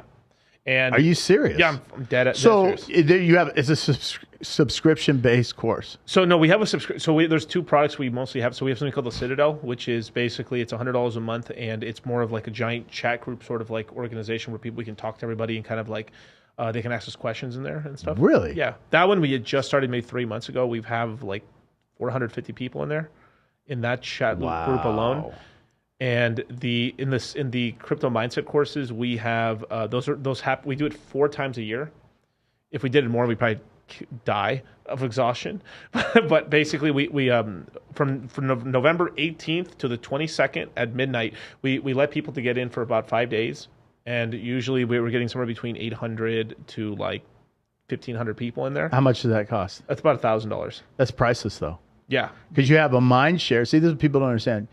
Mind share is priceless. When you have successful people in a group, you surround yourself. Like I'm learning from you, right? Does that make sense? You're part of your association. So what he's talking about to people out there, and I'm not promoting his stuff. I'm not getting paid for this, but I'm telling you right now, what he's offering to the public, to anybody that's watching this podcast, that is absolutely fucking priceless. $1,000. That ain't shit. You know what you're going to learn? How many people are in there? I mean, in terms of how many people have taken the courses, 11,000. And so, but this open chat thing. This open chat, there's about 450 people in there. A lot of those alumni, a lot of them are millionaires. Okay, so listen to this. You've spent more than that on bottle service at a fucking nightclub in Vegas. What did you get? And all the guys that come to Vegas that think they're going to get laid, you're not going to get laid unless you pay for it. Let's just call it the way it is. Yeah. You go to the nightclub. The nightclub. I've been seeing the game like since I've been on Fresh and Fit a lot of times. Like we go out to the club afterwards and stuff and just hang out. And I talk to Fresh because Fresh knows all that stuff. And shout out to Kareem the Dream, baby. Money grows on trees and stuff. But like I've been out to Miami. I've been out to all the clubs here. Like I've been to the clubs in Miami, Vegas, and the shitty ones in fucking LA. And it's the nightclub industrial complex. Yeah. Yeah, it's not like oh you're just walking into like a cool place and everyone's there like of free will. Like there's women are getting paid to be there. Right. Yeah. My girl gets paid to show up. They like, hey, get Puma Cat, get fitblumen.iris on Instagram. Get her and her friends. She shows up and it's like, dude, and here's the thing, you have to be confident. Yeah. She has multi $50 million, $100 million a year guys that want to take care of her. But at the end of the day, you got to know your value. So I don't know where I was going with this, but your course for $1,000 to get around multimillionaires, the value any average Joe, and I'm not beating anybody up. I don't care who you are. If this opportunity happens, for me, you're a product of your environment, right? Your association. If I'm the number one performer in my association, right, I'm failing. Mm-hmm. I hit my head just like the other day, right? Almost broke my neck, right? Right. If I hang around you, you're like, wow, okay, I'm very, very, very, I say this with no disrespect. Of course. I'm older. I have a lot more wisdom than you and a lot of people because I've been around a long time, been around businesses. I've been in business since I was 27. Yeah. But I don't know jack dick about what you're doing. And if you're teaching me and I'm teaching you and we're around each other, there's a synergy. Yeah, right. Indirect benefit. But if I'm hanging around a guy who's just, I call it broke dick guy. No pun intended. Right? And he's bringing no value. And, value is important, but friendship, you're a good dude, right? If I'm hanging around a bunch of guys that make $40,000 a year, I'm not gonna elevate. Yeah. So here's my point. Anybody listen to this, $1,000, get in this program, get on this chat. I'll do it. Yeah, you're in, bro. I'm going to do it because I'm going to learn something of value to excel and move me forward in life and go true north vertical. Right. I'm going to elevate my game in life, right? So here's what happens. Hey, let's go to hockey. First of all, I hate nightclubs.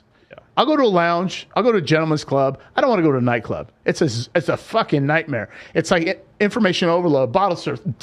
There's 20 guys to one girl. It's a cock fest, and I spend $1,000 on bottle service. Right. And what did I get out of it? Right. A cute waitress. Maybe. That's going to give me her IG, and that's as far as I'm going to get. Yeah. Right? I'm not Dan Bilzerian. Yeah. The IG is the new phone. Like, oh, here's my phone number. We're missing one letter. Boom. Boom. Right? So my girlfriend, we go out, and she gets like all these promotional gigs, and the guys want, hey, this guy has this high-end auto dealership. He's like, hey, will you come in? I'll pay you $1,000 for the day. She go on this tour with us. She does that stuff. So her DMs are full of dudes, blue checkmark dudes, famous guys. Yeah. I've seen some of the guys now. She's like, oh, I'm going to put you on my Instagram. She put me on her Instagram one day, and she lost like 3,000 followers like that. I said, take me off. Don't put me on there. She's on mine, right? Because it's interesting. You ready for this? The dynamic. If you're with pretty women, you're much more attractive to women. Right. For women to look at you, they're like, ooh, look at him. But if you always show up to the club or lounge without a girl and your buddies, you're a total turnoff. But if you show up with a hot chick, couple models, and every time they see you at that lounge you hang out with, I'm not saying you do, or the places you go, right, they're like, so I go to the poker room with two beautiful girls. My girlfriend and her friends are always with us, right? Oh, you're paying for it. Yeah, I can buy her girlfriend dinner. What the fuck is wrong with that? Because I can afford it. It's a rounding error. Exactly. Yeah, there's a distinction between you're spending money to have a good time versus tricking. Right. And people are talking about tricking. That's different.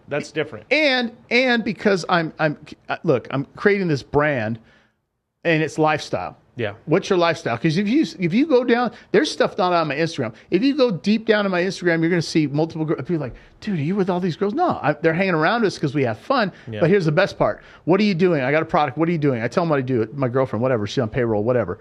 Guess what? It's a tax deduction because I have an S corporation.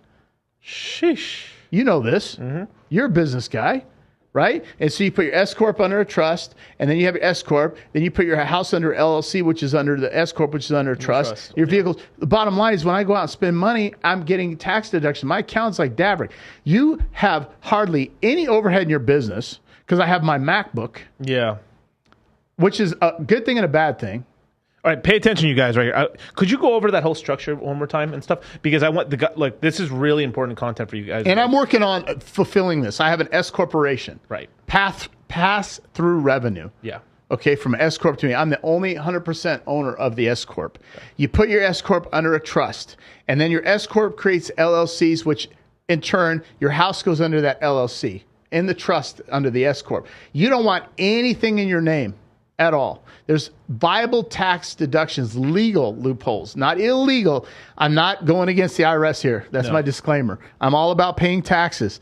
But if you don't structure your life right in business, this is why all these people say, oh my gosh, Jeff Bezos didn't pay no money in taxes. Well, you don't know the extent of it. That's the surface level. Yeah. He creates a corporation. He has employees. He pays payroll taxes, unemployment taxes, Social Security, and he has how much money do they spend? Right. So if you're a person out there and if you want to pay 35% under the current administration, go for it. The other administration, you're paying a less percentage. But when I do all my taxes and get down to the nuts and bolts, I might get down to 12, 13%.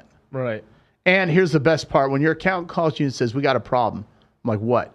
You need to spend some money before the end of the year." I was like, what are you talking about? Say less. What? What?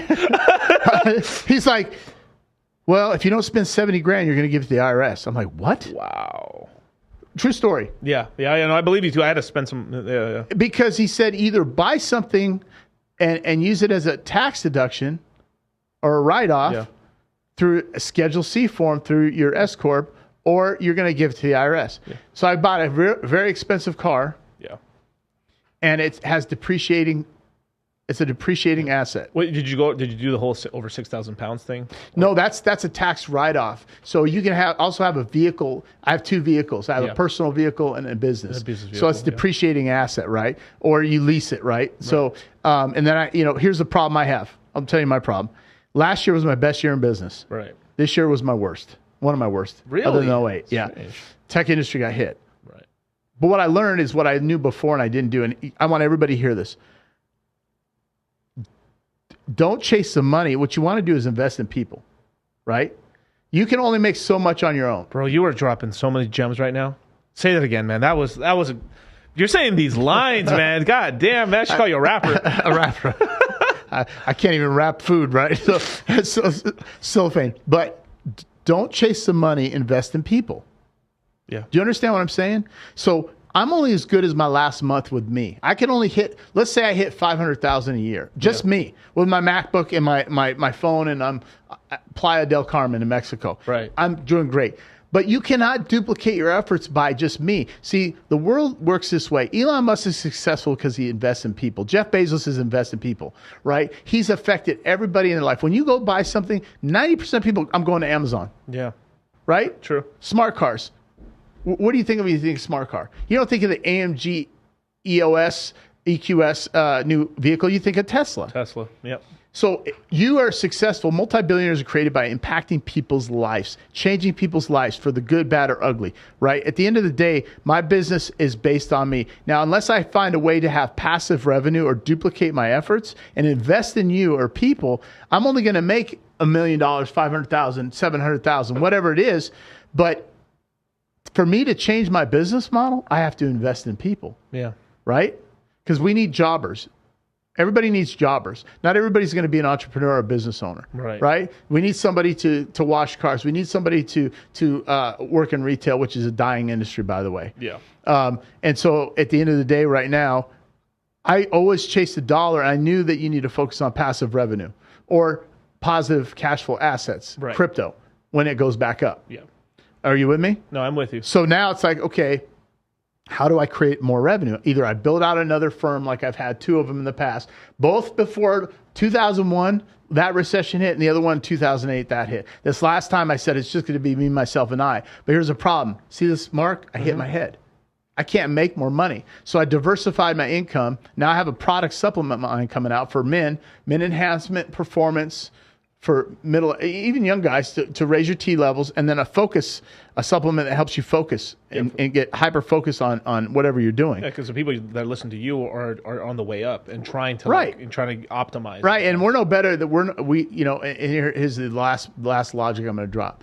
I hate this term. I sleep 4 hours a night. I work all these hours. Look, I don't want to work. I don't want to hustle. I want to work smart. Yeah. So how do you do that?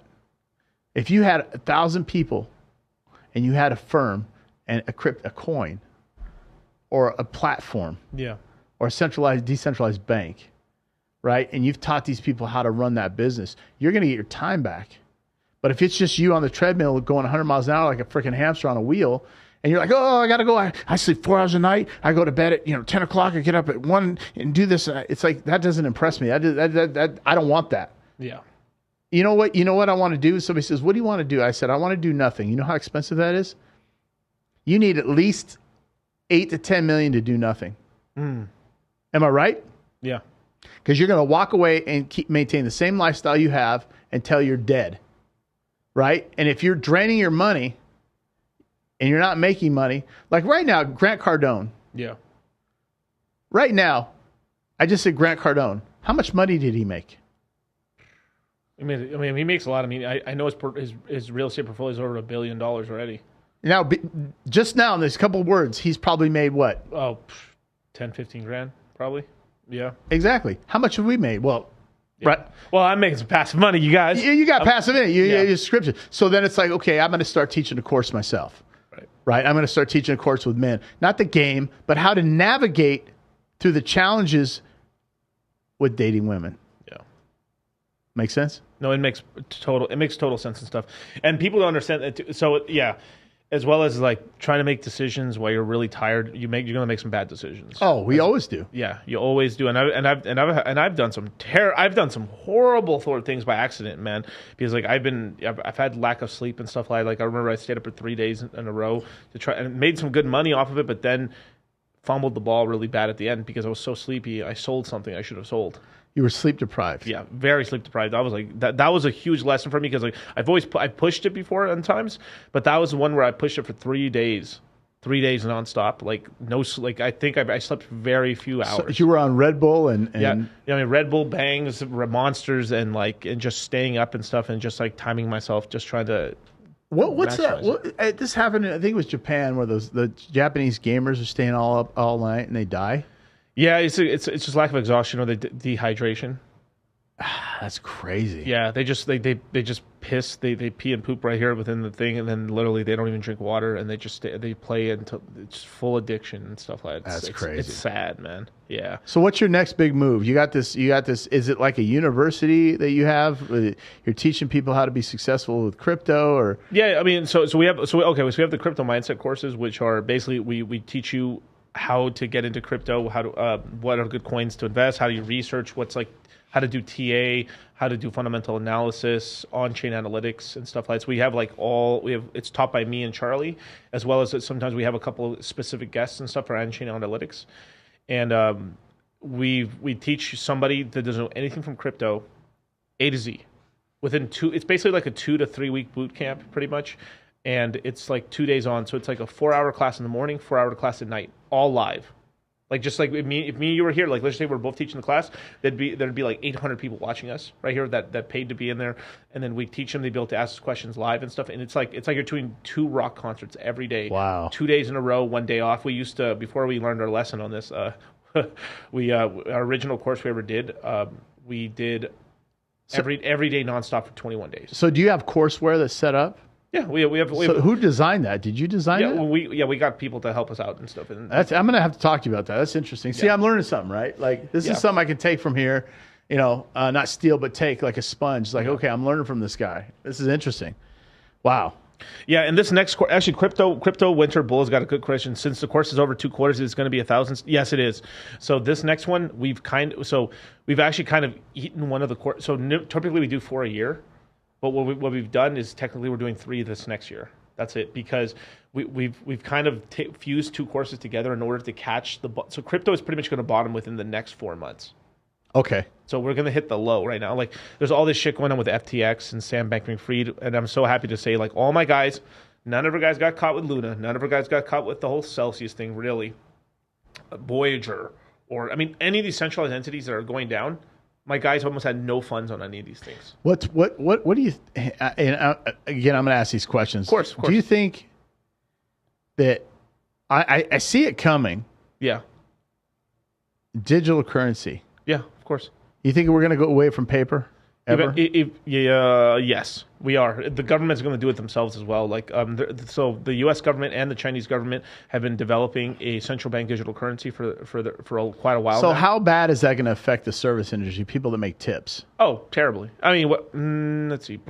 Yes, terribly. Now, because obviously, if you get cash, I mean, you're not reporting all your income, right? So once we go to all digital, I mean, yeah, you're fucked. You're going to pay the taxes. Wow. There's no way to escape it. Like so I know the current administration was talking about that. Yeah. They're trying to pass some bill. Yeah. They're trying to so okay, so because right now crypto's decentralized, right? For the most part. Now there's a lot of centralization, but the main cryptocurrencies they're decentralized, yes. So if the US government comes in and it has a centralized digital banking system, yeah. How's that going to affect us using crypto? So it's all about how we can get that money, how we can get rid of that trash for real assets like crypto, right? So as long as there's still a mechanism where we can trade in our shitty fiat dollars and our shitty digital currency dollars and turn that into good Ethereum, Hex, Bitcoin, XRP, whatever you end up liking, whatever coin, Cardano, then we've abandoned that system. So it's actually... These are good questions because as a user, I'm like, okay, wait a minute. Can I, like right now, if I have cash, I can go to a Bitcoin machine, right? Yeah, you go to ATM. Yeah, I could put cash in a Bitcoin machine. Yeah, and then you'll get like a code, and then the money's in your wallet. Yeah. Interesting. Yeah. Okay. But now, doesn't that Bitcoin get reported? Sort of. You can do. Am I treading in a yeah, you're good trading in like. Am I treading lightly here? I'm just curious because when I look at a topic, I kind of go around the whole circle of it. I put myself in from the guy that's avoiding taxes, the guy that's paying taxes, to how does it work? How do you trade funds? Like right now, how would I get 10K cash out of the country? Right? Oh, I mean, that's the easy. I mean, the thing is, it's like, so you have like, how do I say this? So if I had $10,000, okay, because if you put $10,000 in the U.S. bank, it flags to the IRS that you put in 10K immediately. So let's say I had 10 grand, I want to put it in a crypto machine. I get a code. Is that attached to Bitcoin, or is it how does that is Coinbase, or how does it? Yeah. So basically, you can transfer money as long as you're transferring under like, you shouldn't be flagged as long as you're transferring like $3,000 to $9,000 in that range. It's like it's that 10K mark where they have to report it to the IRS. So, but what is it? Is it KuCoin? What's that platform that's over in Asia? Because I know Coinbase is getting it's KuCoin, it's KuCoin and Binance. Okay, but Coinbase is getting audited. Yeah, it's so last year, 2021, was the first year you were mandated to do crypto taxes. So before that, you didn't have to do taxes in crypto. So because the U.S. government got into Coinbase. Yeah, got into Coinbase and did all that stuff. So since it went on the stock market, they put some parameters down. So in 2021, we actually did legally, everyone had to do taxes on their crypto. So what if you're in KuCoin? Here's the great part. So. Sorry. See, I'm not setting you up. I'm just a dude. I'm like, wait a minute. Hey, I pay my taxes until. Well, I pay my taxes too. Trust me, they took a wet bite of my ass. Like, I'll tell you that much. Did you know about the Augusta rule? What's that? See, this is why we get together because I'm finding out all this. I had a billionaire tell me the Augusta rule. Do you know what that is? No, I do not. Augusta rule is a legal tax loophole. 14 days a year, you can lease your residence, rent out your residence to a corporation. And the money that the corporation pays you is non-taxable. What? Exactly. You didn't know. So your draws, I'm doing your draws. Now again, check with your CPA and accountant. Okay. I'm not a CPA.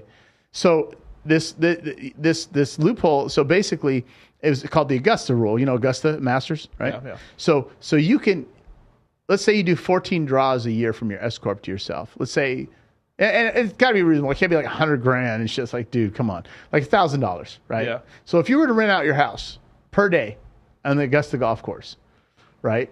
The Masters is coming. $2,000 a day for 14 days is non-taxable income. So this applies everywhere in the U.S. So my S Corp right now, rented my place of business for 14 days a year, hypothetically. I'm saying hypothetically, right? Yeah. And 14 draws at $1,000. So that's $14K that came to me or an individual, hypothetically. That's non-taxable. See, these are things that you learn when you get around wealthy people. Like Grant Cardone, like his lawyers and rich people told him not to buy a jet, but billionaires told him to buy a jet. Yeah. Because getting in front of people is priceless, right? Right. It's like what I've learned. Money's become not money to me. It's become energy. And it's just, I use this energy to travel. Like I can travel, like it's kind of crazy. Like I was telling Charlie this, right? That I was like, bro, I've traveled like this year alone. I think without even trying, just through like different accounts and stuff. Like I've done like 28 plane rides this year. Like I've flown to 28 individual places this year. What? Yeah, I didn't even know I flew that much this year. I was like, did I really? And then I checked it. Like, yeah, dude, I flew to 28 different places. I was like, holy shit. Have you flown on what is that private jet company out here? JX. Yeah. JSS? Or Learjets or something. Have you done that? I have not done that. So you walk right on the runway. Like you go to Orange County, you go to LA, right? And it's like $300-400. You don't check your bag. You don't have to go. You just park here at McCarran, walk right on the runway. You will talk after this about that. I got to. We're leveling up the traveling game for sure. Yeah, because it's like a public private jet, right? Like there'll be maybe 20, 15, 30 people, maybe 25 people on there, but everybody that's on there is an asset of knowledge. Yeah. Like you're worth, like you're going to get on the jet and you're like, holy shit, there's the CEO. Like these are people that are rich and well off, but don't have enough money to buy a jet. Right. Because it is a serious amount of money. Because there's a huge gap between a billionaire and millionaires, right? Yeah. Does that make sense? Right? No, that makes total sense. No, like if you know how much it costs, like, and they go to Miami too. Yeah, I mean, you could with a jet, you probably pay like anywhere from $4 to $6 million for it, but it'll cost you like anywhere from $500,000 to $1 million to maintain it. And that's a low level jet. And that's a low level jet. That's like a Delta Dart jet. Yeah. Like oof, paper airplane jet. Not a G6 or something. No. What are those like? 24 million plus dollars, and then those are for sure $1 million to just maintain it, and then on top of that, there's maintenance. I mean, that's the maintenance and stuff and all the costs, and it's like $15,000 to $35,000 to fill it up with fuel as well and stuff. Well, nowadays. Oh, now, especially nowadays with jet fuel and stuff. So it's expensive to but you basically do have to have some high level business where you're doing tons of travel or you're meeting clients and stuff like that for it to really make sense and stuff. And then like for someone like Grant Cardone, it makes total sense. So back, and my mind's going in a different direction again. Back to where we're at. Yeah. So you can't with digital currency. Can the government still print money digitally? And devalue it like they did. Right now? No. So with these not with these cryptos. So but they created digital currency. Can't they just add more digital currency? Yes. So they can do the same thing. Same thing they're doing. They can add zero. It's just easier for them to control. Now this is the scary part with CBDs, right? Or have these central bank digital currencies is that the way they're going to roll this out. This happens in 2025, 2026. Remember, you guys. Remember this. 2025 and 2026, we're going to see the first rollout of the U.S. digital dollar. And what's going to happen, the way they're going to get all the sheeple to go bah, bah, into it, right? Is this stimulus check. So you can. This is how they're going to roll it out. Okay, stimulus check. Hey, you get your stimmy check if you download this app to this digital wallet and you get it right away, or you wait for the check to come in the mail with the card. The card thing they were giving away. For the stimulus check stuff, right? That's for the first one. Then they'll do a second one. Hey, you guys, we got rid of the card and this. You have to use the app now. And then everyone's like, I want my free money. I want my free whatever, 800, 1200, 14, 2000, whatever the fuck it is, right? Or like, I forgot how much people, I think people got like 2400 if they had kids or something like that. Or like 800 or 600 for every kid they had. Oh, but they had to make less than 70K a year. Yes. But I bet you this next one that comes out, everyone gets it, except like they'll probably exclude someone making over $1 million or so, which that's fair. Okay, sure, why not? Sure. Yeah, but they'll give it to you, right? And the way it's going to work out is you download this app, and instantly it's going to be a wallet. And it's going to work with iPhone and Android. It's going to work just like Apple Pay, right? And you'll be able to spend it on Amazon anywhere you want. It's just going to be like cash. Like, wow, this shit's awesome. And in the beginning, it is going to be awesome because it's like, it's money, it's on the phone. But what it's going to do is because the way it's formatted on an app, it's going to be one of the biggest onboarders to crypto ever. But don't all the retailers and everybody have to have a accessibility app to that? Like if I wanted to go into Walmart or somewhere and buy something and I have this app. Yeah, they just download. So all the major retailers will instantly have it. So it's not going to be that they're going to work with the major credit card and ATM dealers and stuff like that. So it's like anywhere you can use Apple Pay, Google Pay, just on the kiosk. So Walmart, Target, any major retailer. Like I'm not talking about some small mom and pop thing. I'm talking about a big one or Amazon. Instantly going to have it.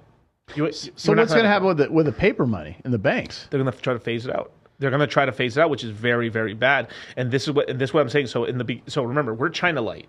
United States does China light. Like we're never going to be as like full on to the right or to totalitarian like crazy like China is, right? But we're going to get close to it. We're always a degree of separation from it, right?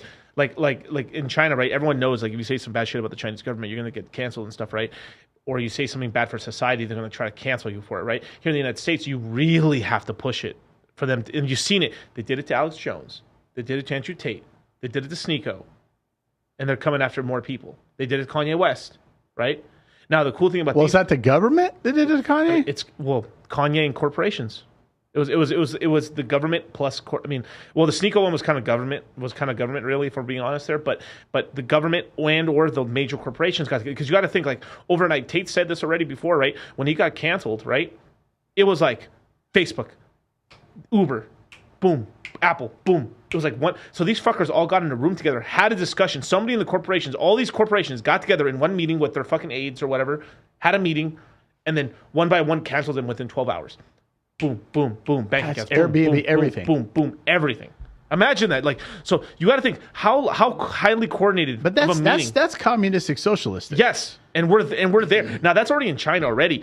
But this is like they're just testing it out barely. But that's because of the current administration, don't you think? Like, yes and no, because like if DeSantis or Trump was in office, right? Yeah, less. But you got to imagine how crazy. I mean, yeah, right. It's the current administration, but it's still the corporations meeting and doing it. So the administration changed. Elon wouldn't do it. Well, of course, no. Elon's one of the good ones, right? I mean, I like Elon, but he did do some fuck shit in crypto too, as well. Like he kind of pumped into Doge, yeah, and then solo his Bitcoin to fucking like, bro, like come on, like are we being crazy? Like, of course, do you think Elon doesn't hold like a massive bag of Doge like in secret? Like, come on, yeah, like, yeah. He's got come on, let's be for real, right? Table's ultra banned. Now watch this one. People forget this. Who is really the original person to get banned? Alex Jones. They're blaming Sandy Hook on him. They handed his ass to the fucking table. That guy is fucked because he's not set for life, is he? Who? He's not like an Andrew Tate or something. No, he had a lot of money. It's just like they just killed him. They just killed his business model a lot, and then there's you know how much they're trying to sue him for? Isn't it like 970? How much is it? It was $1 trillion damn near, or something. They're suing for more money than France made last year. Didn't they win? No, he lost it. No, they won the suit though. They won the suit though. He has to pay it, so he's just going to go fully bankrupt there, and like he's going to have to like just all assets gone. Like that's why you don't have stuff under your name. No, but they're suing him under corporations and company. But it's the shock of that. Like it's sort of like let me whip this. Like it's the whipping a slave in front of all the other slaves. But to get in line. And that is the current administration, right? Right. Because if why would we go down these slippery roads? No, because it's just because we're talking about like this is how dark and evil it is because we. Well, it's like Hunter Biden. Yeah. Nothing happened. Yeah. Nothing happened. He got caught. Like I got a video to show you too, where it's like he's smoking crack, he's doing all this shit. He's fucking I think Hunter Biden was literally Hillary Clinton. Nothing happened. No, nothing happened. These guys all get away with it. AOC. A bartender. She shouldn't even be in there. She's just a joke. She looks like a donkey. Dude, that woman makes no sense. Donkey witch. How did? Yeah, I mean, but I'm Latina, you guys. Yeah, she's Latina X. Like what the fuck? No. That's what if some point I get to government, man, I'll get into argument. My girl got so mad. Latino X with that bullshit. My girl got so mad. She's Mexican. Latinx. Latinx. Sorry, yeah. Don't say Latino because that's male dominant, right? Yeah. No, and the reason they're doing the Latinx is because they're trying to push this whole agenda of like lesbianism and like it's interesting you brought this up. Yeah. Okay, because I like to go down this road. Because we're getting canceled today on the show. No, I don't. This is the thing, man. This is so funny because, like, I don't care if you're gay, straight, or other. Yeah, I don't care. Of course. I don't care if you're transsexual. I don't like the alphabet community, right? Yeah. I don't care. Like, I don't hate anybody. This is the other thing I've learned as I've gotten more wisdom in life, and I tell people this: don't hate people. That energy that you have in hate, you can dislike somebody a lot. Somebody can irritate the shit out of you, but hatred. That's so deep down inside that it creates this negative energy in a person that you consume, that you hate somebody so much that you it ruins your day, you take your energy. But the alphabet kids, I call them, right? LGBTQ, and there's a couple other letters. And I don't mean that in a condescending way. I don't have nothing against gay people. No. My sister, my godparents, my sister's married a woman. I love her to death. I'm not better than a gay person. I'm not. But the things I don't like is when you start pushing your narrative agenda towards me and want me to address you as a frog. Right. You're not a frog. I'm not going to do that. Yeah. And that doesn't mean I dislike you. Or the other one, and I don't know how we got down this road, but here we go. You start teaching sex. See, the school system, you know why the problem is? It's not that they're, the what's the word I'm looking for? The marginalized community, the gay and transgender community. Yes. They say, oh, we don't want to teach in school. It's not about that. You're teaching sex. Forget a heterosexual, gay, or other. You shouldn't be teaching sex education to kindergartens. Yes. Or first graders, second graders. Can right? I stop you for 1 second? Yeah. This is also another thing that really irked me about this whole thing is that, come on, we all know what it really is. Like, they're trying to create more of them. Right. And that sounds fucking bad to say that. But that's if you think about it, if you create a bunch, I mean, like we want, like, all right, everything's a Ponzi. You want the biggest red pill of all? The red pill finance, right? Everything's a Ponzi. 100%. Everything's a Ponzi. And life is chess, not checkers, just like Denzel said. Yep. 4D chess, baby. but it's like everything's a Ponzi. The economy is built on we need more young people than we do old people. The economy do good. Like that's why they push women into the workforce, pay more taxes. To pay more taxes, to like, and then also listen to like, yeah, and also to disrupt the whole male. So nuclear family. Yeah, you destroy the family, you can control them easier, and then they have to have two of everything, and it's a whole fuck. I mean, it's a whole clusterfuck of what they're doing to society, and it's really messed up. And they're going into the Latino because I'm Latino, I'm Mexican, right? Mexican American. Parents didn't come here with papers and stuff. Came here illegally. That's like her. Yeah, just the whole the American. I'm literally becoming the American. Were dream. you born here? Yes, I was born. Okay. Here. I was born here. First in my family, born here. Doing it now, out here, right? And that's awesome. And what they're doing is they're like the Latino community has a very strong family system. Like it is extremely powerful. Dude, I love the Latino community. It's like, man, I go see her family. They don't speak any English. Right? I created a Spanish word. You ready for this? Ready. That asso. That asso? That ass though. That ass though. So her aunt's like, yeah. So she's like, what are they saying? Blah, blah, blah, blah, blah. Daverick, I'm like, you're talking about me. So I created one like, I was like, I got a word. That asso. That ass though. That ass though. And then so her aunt's like, ¿Cómo? I said, that asso. I was talking about my girl, right? Yeah, she's like, Daverick, blah, blah, blah, blah, blah, blah. Right? Yeah, so anyways, go ahead. I'm sorry.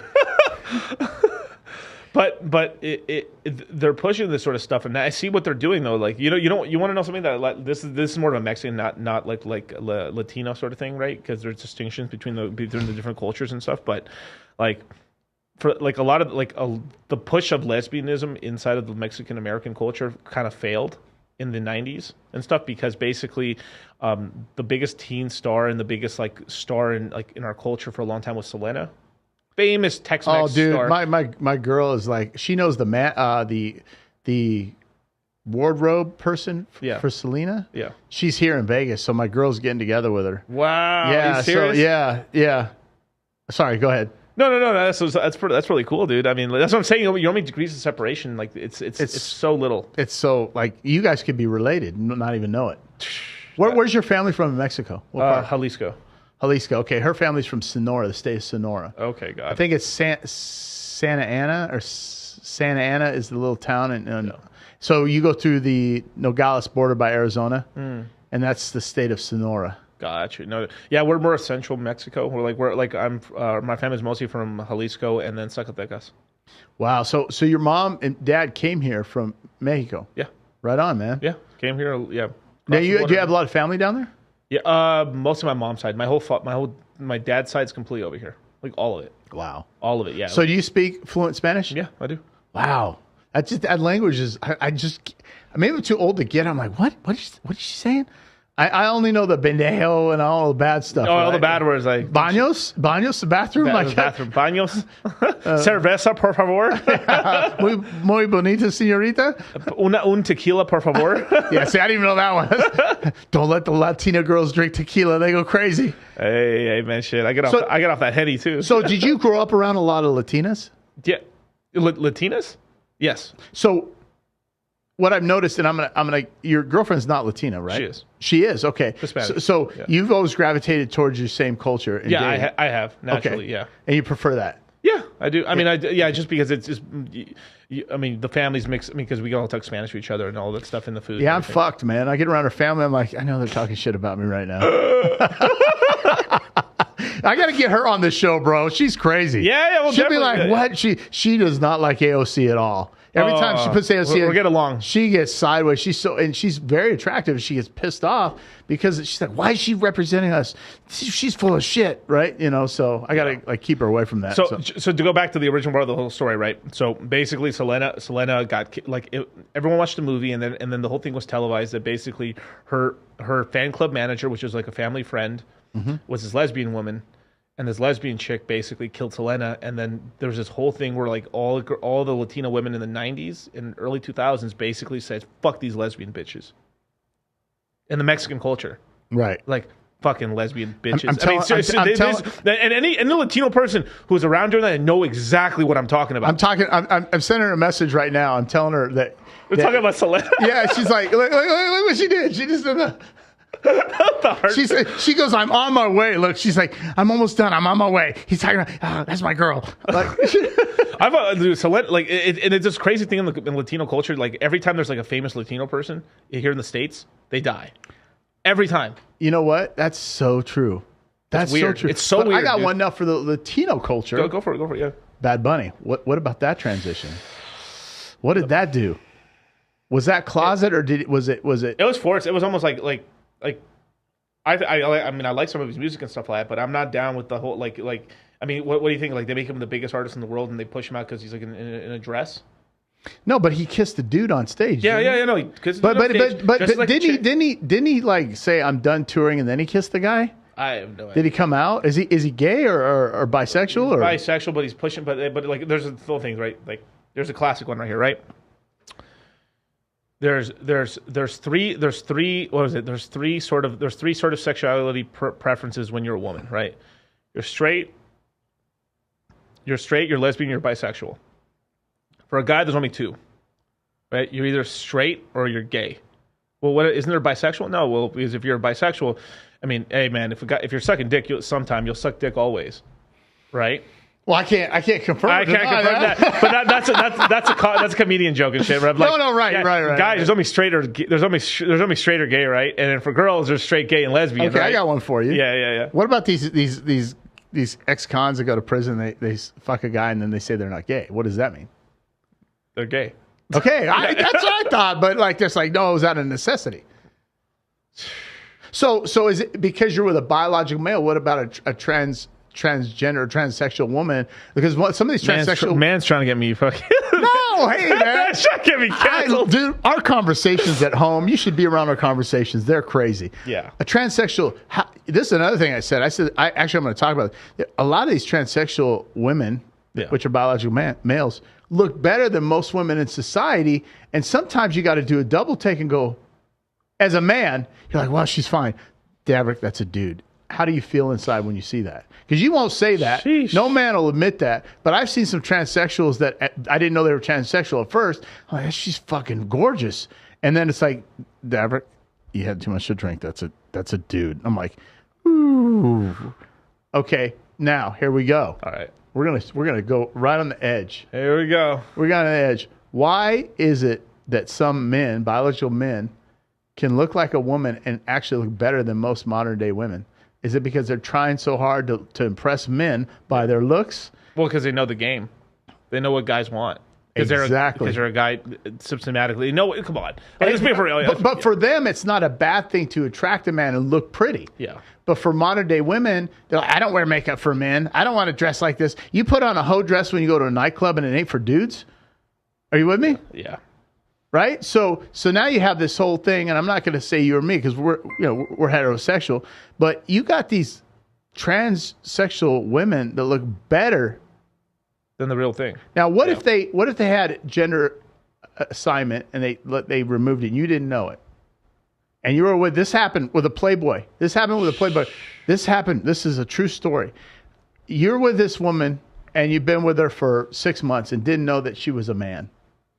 Because nowadays it's very hard. It's very hard to look at I mean, you can tell if you're I'll say a person out that's socialized like me. I can tell, but sometimes I'm like, what the fuck? Something doesn't look right. All right, so what you're, in this scenario, you're basically saying like you're with somebody that's transformed, and you didn't know it, and they were fine, and they're like, it was such a transform that nobody else could tell you. Like hands down, not like Jenner. What's his name? Bruce. Not like a Bruce Jenner look. Like, that's a dude. Yeah. No pun intended to Bruce. For sure. Good person. Love the guy or gal, whatever. But I'm talking like you can't tell. Drop dead fucking gorgeous. 6 months later, she says, I need to talk to you. And you're like, oh, she's going to break up with me. Right? You know the talk. You know the talk. And they always do when you're at work. Hey, I know you're at work, but when you get home, we have to have a conversation. Like, fuck, okay, here we go. Get prepared. Right. So we've been in this great relationship for 6 months. This is a conversation. We're in love. We Our sex is great. Our relationship's great. We get along great. We talked about marriage. I have to tell you something. I used to be a man. Marriage, though? Okay, whatever. I used to be a man. What would you do? Hit that Pepe. God damn.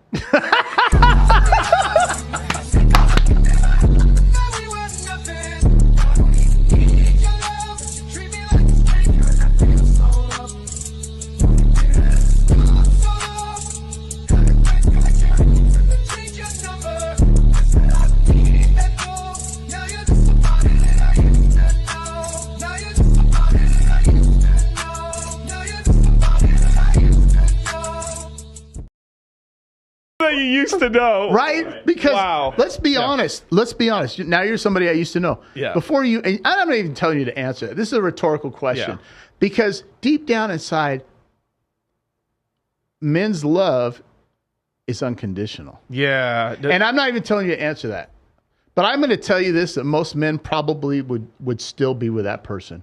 Even I know how I would answer it. Like if I did have an emotional connection with the person. I mean, I wouldn't get violent. No, I would not get violent. No. But I would be. I mean, like, let's just be. I'd be like, man, I really cared about this person, and I would be like, God damn it, dude. I mean, I would. You counterfeited me. Yeah, you counterfeited me, but I got to know you as a person, and I do care about you. Right. But I'm not gonna fuck you up. But we're gonna break up.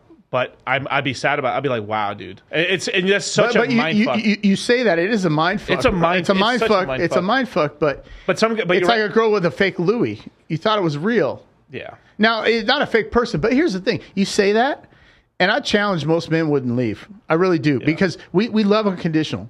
Unless we see the woman cheat on you. Yeah. And here's the thing. When you think your woman's cheated, this is how hard it is for men. When you think your girlfriend has cheated on you, you still don't break up. You have to see it.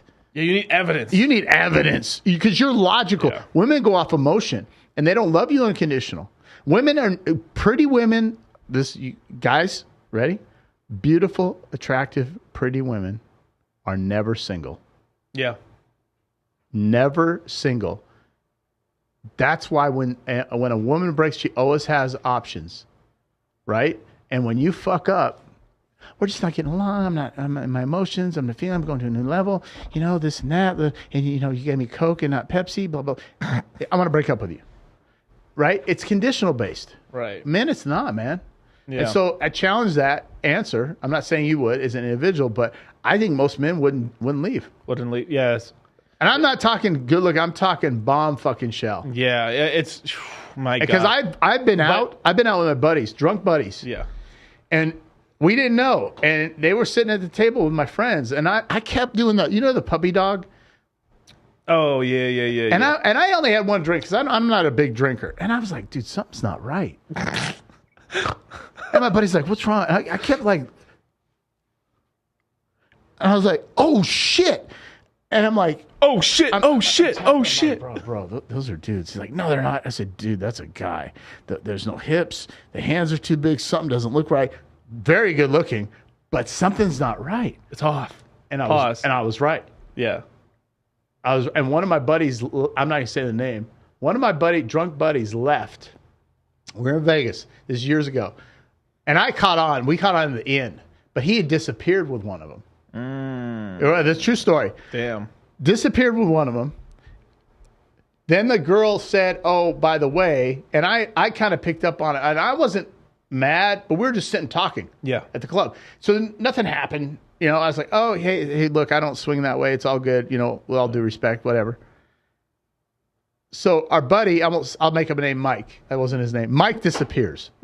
Yeah. Where's Mike? I don't know. Oh, shit, he left. Mike was shit-faced. Oh, shit. Shit. Next day, we meet at the IHOP. We're calling him. Now, I didn't live here. We were traveling. Yeah. True story. Ready for this? He shows up. We all know. He's like, bro. I said, what happened? And I'm sitting there. I'm like, oh, no. Oh, dude, it's really weird. Gave me the best blowjob, but she only wanted to do anal. Swear to God. And to this day, we're looking at each other. He's like, you gonna tell him? I'm not fucking telling him. We're in the bathroom, so you got to tell him. Well, how do I got to tell him?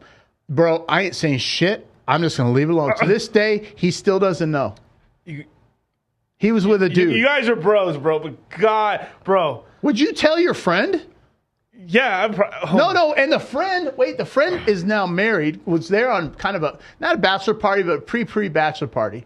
Now married, has kids. And he said the only thing she wanted to do was anal. And she wouldn't let me go down on her. Thank God. And now to this day, he doesn't know. Oh my God, bro. I had to take my glasses off for that one. What would you do? Would you tell your friend? Now, we're talking 10 years ago. Yeah, I would tell him. You tell him now? I tell him that just to fuck with him.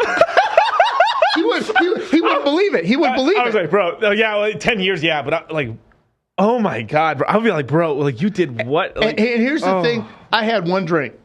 Okay, one drink. I had one drink. Ready for this? All right. I swear to God, all three of them, it really took me 45 minutes of the puppy turning the head, looking to try to figure out what was... Give me an example. We're not watching... We got nice watches. Yeah. And we're not like, you watch these timepiece guys, the watch guys, they're just blowing it up. Yeah. Great, props to them. I love their watches, great content, great YouTube. But if you pick up a fake Rolex, even on a watch guy, there's something not right, but it looks like a Rolex, a cheap fake one. There's ones that like you pay $1,000 for, look incredible. Yeah. Incredible. That made the same syncing, all that stuff. And you're just like, something doesn't look right. Something doesn't feel right. And I sat there for 45 minutes going, what the fuck? And then I figured it out. And the girl told me, she's like, hey, I got to tell you something. And I kind of knew what she was going to say. She was like, we're trans. And I was like, okay. She's like, are you going to, I said, no, I'm not going to get mad.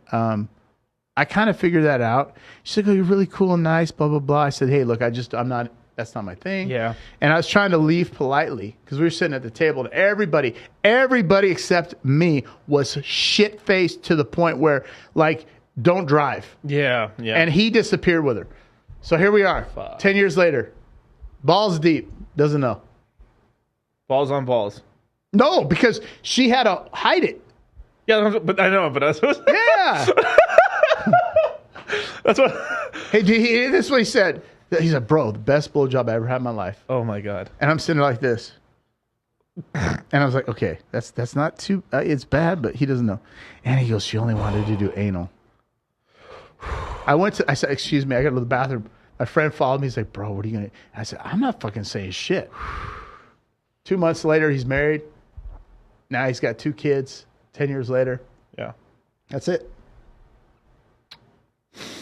How'd this podcast go from politics to transgender to crypto to taxes to women? Hey, this is crypto mindset, baby, man. Shit, this is my show. My show is like we cover all because all these topics it's men and money, but there's no way you can talk about men without talking about the woman side and the sex side and stuff because it's like you need all of it kind of in check and in control in order to really become successful, Yeah. And Jesus Christ. I mean, at this point, 10 years, I mean, like, what's the point now? I mean, really? I mean, yeah, it was just if I was trying to shit on him to have, make, just to have a joke. The guy, first of all, wouldn't believe us. And then if all 5 of us said, yeah, we're not lying, he might go kill himself. He might not be able to live with himself. Yeah. That's right. Yeah.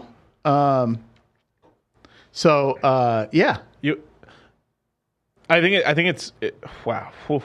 I mean, it really just depends on because you know the person really well. You know what kind of people can handle and what not. But there's actually some really there's guys that you're friends with, like you have buddies of yours that are they're buddies, but they're not, but they're bros instead of yeah.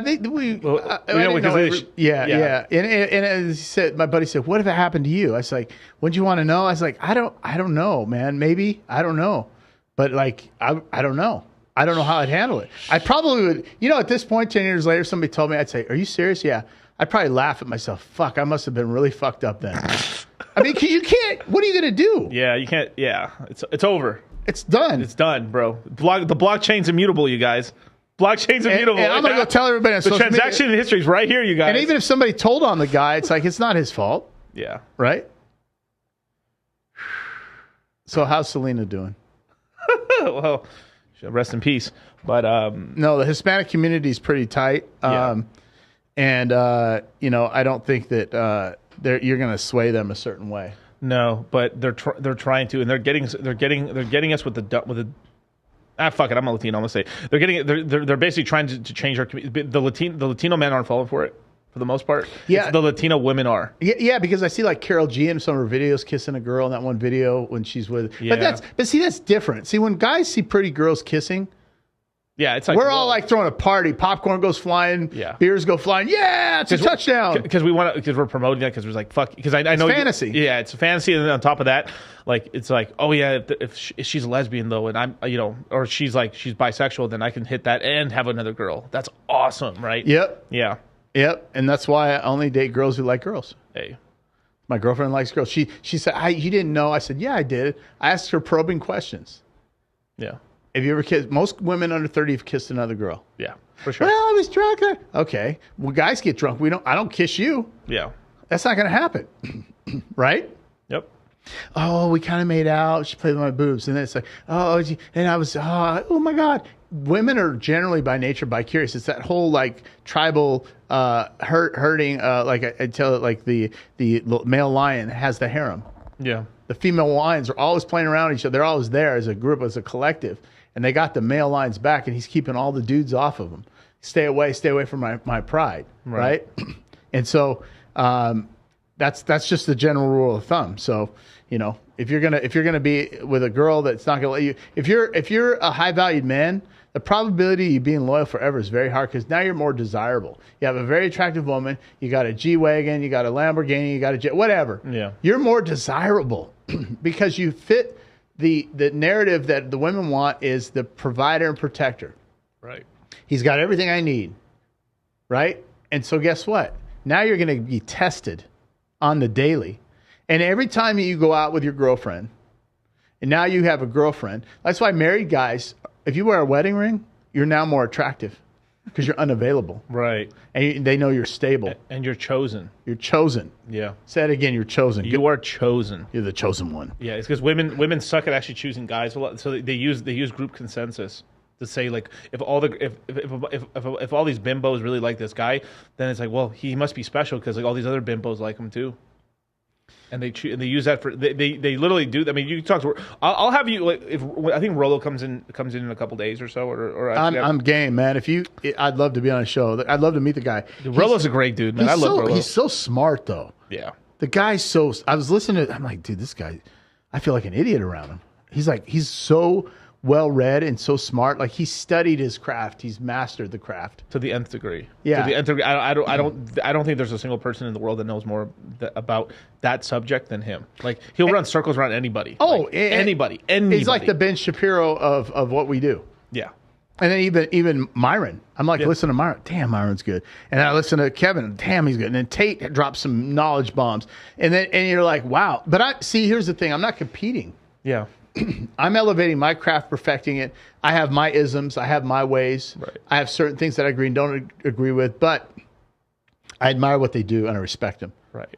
So that's their deal, right? Yeah. But I'm not trying to be one of them. I'm being myself. Right. And then here's the thing: is no matter what, like a Myron or Kevin Samuels or a I don't know who else, like a Rollo Tomasi, right? There's only so many, like, how do I say it?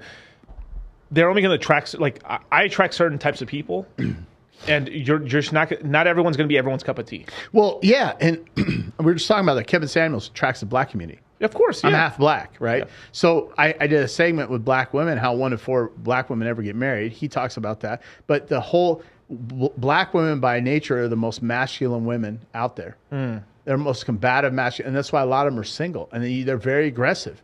And you can't get mad at me because I'm half black. You can't say I'm racist.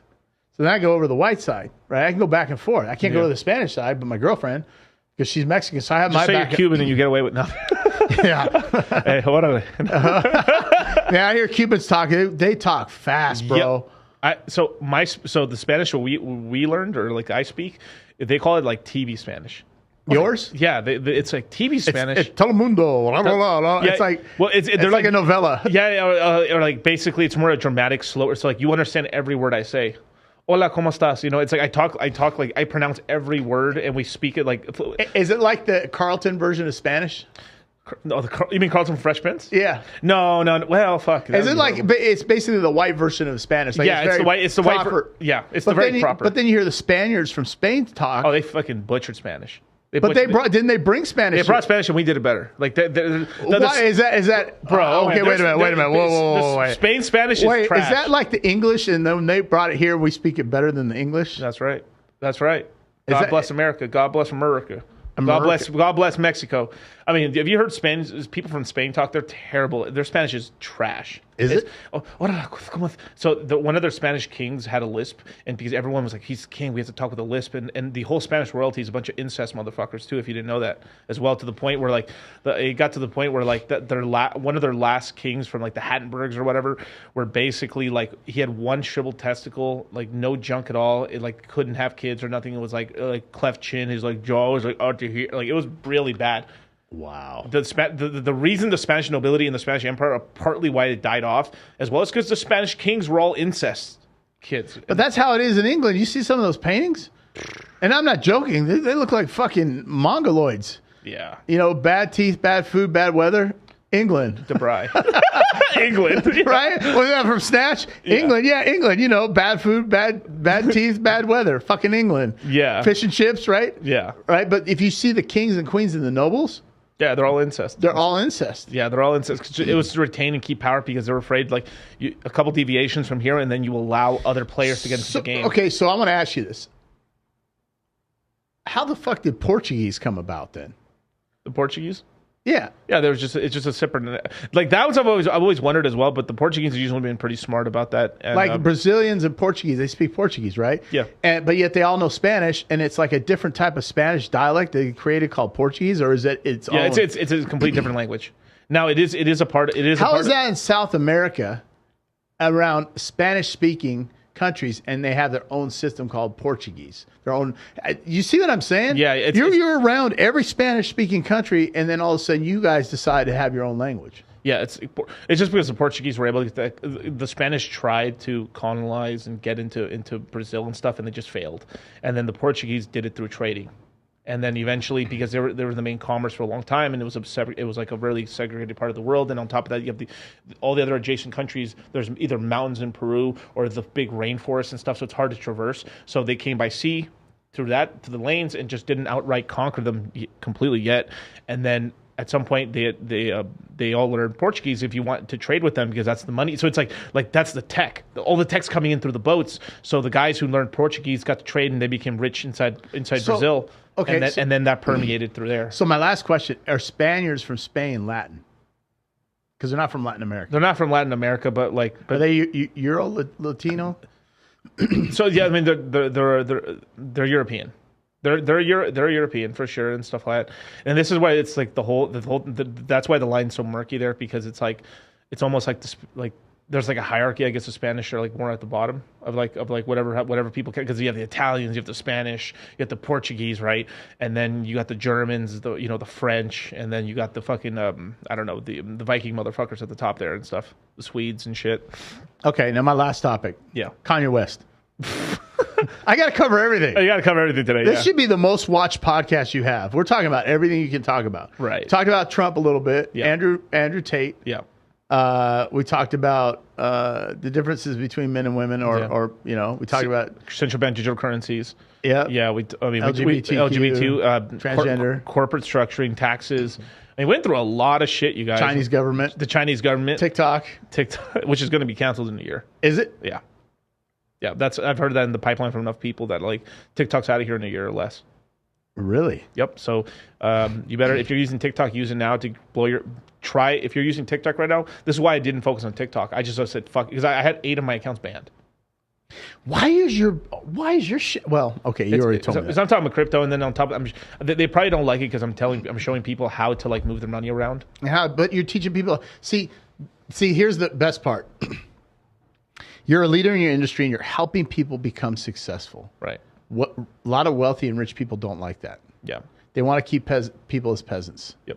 Right? Kings and queens, lords, nobles, the peasants.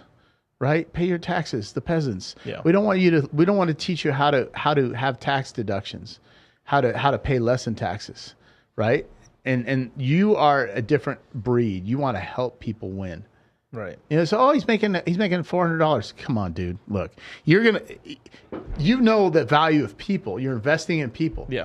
And you're all you're looking for is to pay it forward. Maybe one day I help Davrick make $1 million in crypto, and he's going to help somebody else. Yeah. Your return is small, but you build a friendship. But you're investing into me. I'm investing in a giant network of people that hopefully, not even hopefully, I've already made quite a lot of people multimillionaires, but these people that eventually over time will grow the Citadel to be 10, 20,000, 30,000 people in the Citadel will help over a fucking million. That sounds like a new country to say we own the Citadel. Yeah, the Citadel. Hey, secretly we've been planning to buy a country at some point or do something like Thanos, that. We own the Citadel. Yeah, or at least buy a fucking part of a country and make an economic zone within some country. Hey, you can. They got platforms in the ocean right now that are their own principalities you can buy. Yeah. And it has internet. Yeah, we're going to play around with some stuff, man. We're going to do things get interesting after a couple more cycles. Like we have some plans basically, and what we're trying to do is just create. I mean, we want to help all these I want to empower the red pill because I think the red pill community has the right mentality or the right type of men to kind of lead this world, and I want to make as many of them as rich as possible. But how much time do you think we have as U.S. to be a superpower? Oh, for this rest of this decade. For sure. the rest of this century. And after that? After that, it just gets murky because the technology gets so crazy that it becomes more of a technology race more than actually a weapons race at that point. Because by the end of this century, everyone's going to have the technology to truly kill each other, completely. Because we'll be able to 3D print. We'll be able to print up any kind of pathogen or kind of virus out of nowhere. Everyone's going to be able to 3D print weapons, guns. You can already do, but I'm talking about where they really work and they're fucking good and dangerous. What was that movie with remember KGB in Rounders? Yeah, of course. Yeah. Remember that? Yeah. Pay the man his money. Pay the man his money. He went straight up. Yeah. Right? He was in what was his name? What was his name? Help me out, guys. Maltinovich, whatever his name is. Yeah. He was in a movie where he made a gun, a plastic gun, and assassinated somebody in a movie. Did you ever see that? It was by a lake, and he killed the guy. No, I haven't seen it, but you can make makeshift guns have existed already. I mean, the last what's called the guy Abe, the guy who was running Japan and stuff. He got assassinated from a camera gun. This guy made a makeshift gun out of a camera. It looked like a camera. He pulled it out, boom, shot him, killed him. Did they catch the guy? Yeah, they caught him right away, right there, boom. Wow. Yeah, full legal automatic. It's just what's going to happen. We're in the 2020s right now. Just imagine 80 years from now. Even the technology, all right. Do you think we'll be on another planet? Yes. Oh yeah, we will. Well, not all of us. No. I'm saying in terms of corporations, technologies. Yeah, there'll be some humans on Mars for a while. I mean, it would really take until the end of this day. It won't be until I wouldn't be 20. Don't you think we'll be? Don't you think we'll be on the dark side of the moon if there's something there before Mars?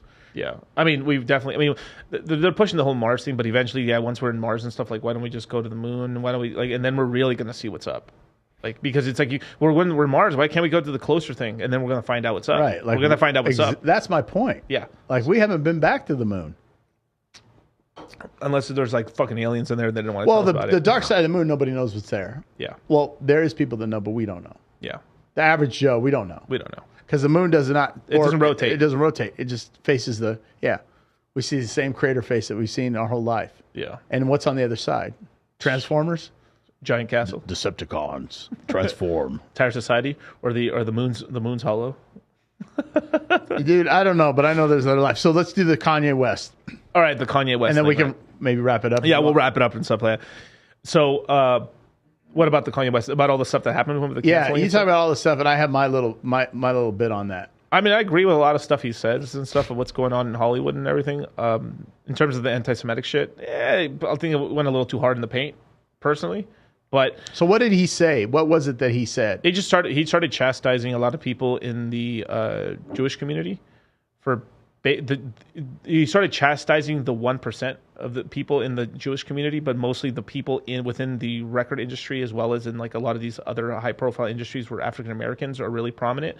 And he's like, we're the main people selling shoes. We're the main people making clothes popular, and we own none of the industry. We own none of the stuff, which is what people have been saying forever, right? Right. But then it goes to the point where like, you can't.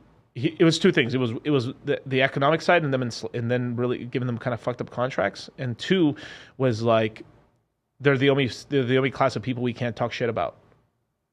Right. And you get canceled. And so is it anti-Semitic? So what because is it because ethnically, religious wise, you could say they're Jewish, but they're white.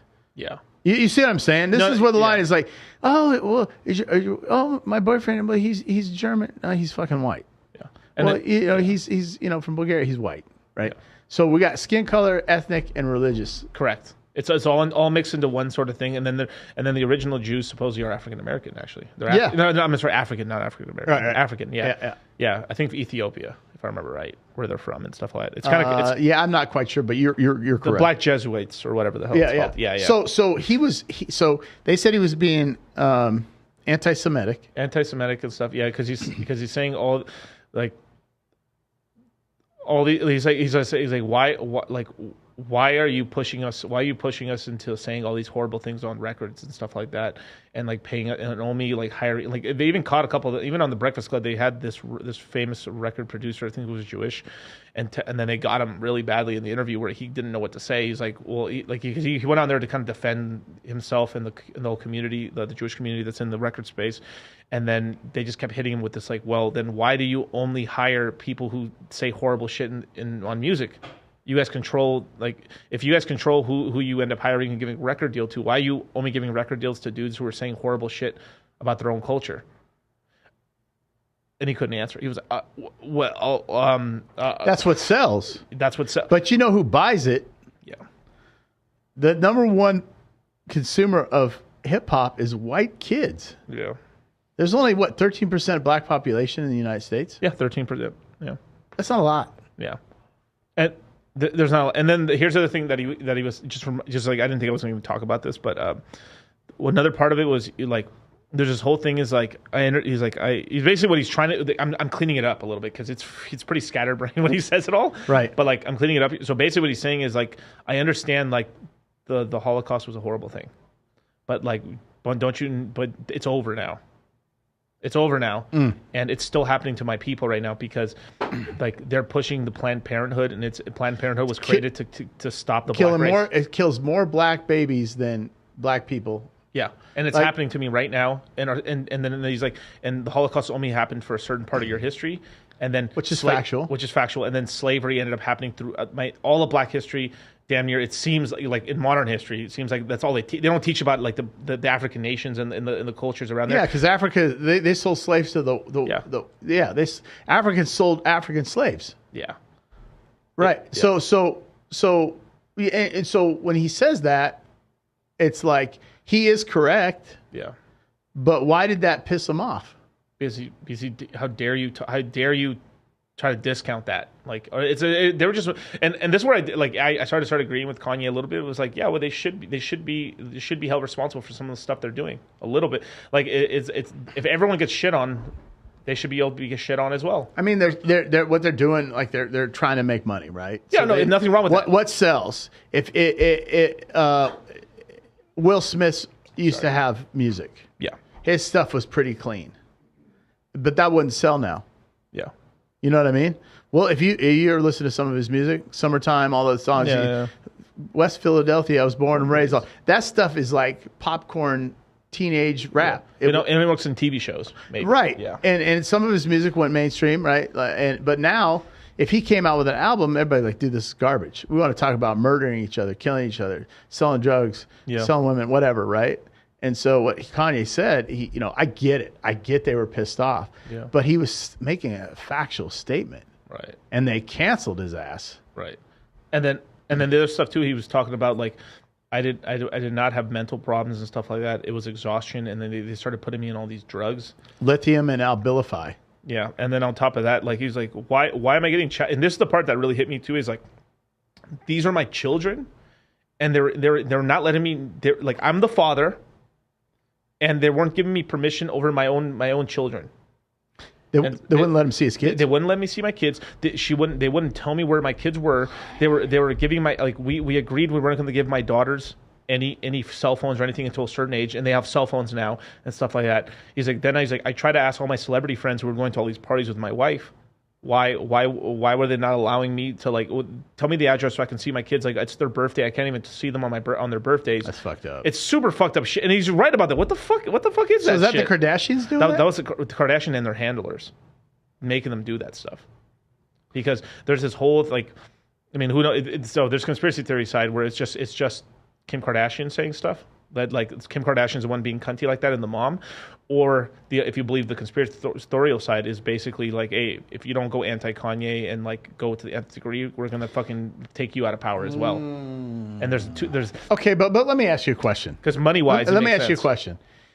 I agree with what you're saying. Yeah. I think there's some because I'm trying to see both sides. I'm trying to look at both sides. But if you're, well, I know not Kim, but I know her sister's a billionaire. But, like, Kim's multi-millionaire. Yeah, She's probably like 1 billion. 1 billion. She's set. Yeah, she's set. Wouldn't you say, fuck you guys, cancel my ass? I want the father of my kids to see the kids.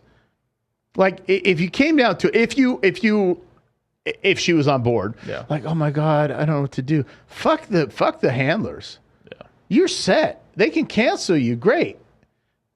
I wouldn't want my ex-wife to not see my kids. When I moved here, right. I have full custody, not because she did anything wrong, but because they lived with me during after we were divorced the whole time. We had 50-50. Wanted to move to Vegas, so I got full custody because I couldn't leave with. And I said, why don't you move down here? She lives in Henderson. She can see the kids as much as she wants. Like, she sees them as much as she wants. Yeah. But if I was worth $1 billion and somebody said, listen, if you let your ex see your kids, we're going to cancel you. Fucking cancel me. My kids' worth is priceless, and they're more important than my money. And I'm set. You can't take my money. Yeah, but it's an addiction, and like you want to know something that's pretty crazy now? Like, it's being released. So you know how she has, like, 2 younger kids, right, with Kanye? Yeah. Those kids now, there's entire corporations have been set up to, like, they're going to come up with a toy line, and they're going to come up with this and clothing. Yep. So it's the children and all this stuff. They're a corporation, and then they're pushing them down that. So it's like, it's this whole thing where, like, Kim got famous, and then they blew up the sister for something, and so it was this whole thing. Where, like, I don't know what it's like. There's this movie where generational. It's a generational thing, and it's also a strategy like this. Like, I forgot. It's a movie where, like, they drilled down to the center of the earth because the U.S. government stopped the rotation of the magma, and they're like, the world's gonna end, so they need to, like, do a chain reaction of nuclear bombs to start. That's what they're doing. She's like, boom, boom, boom, boom, and then it starts moving, and all you need is one of the sisters, because what's happened right now is they've cycled through all the sisters, all the it's dried out. There's what about the brother?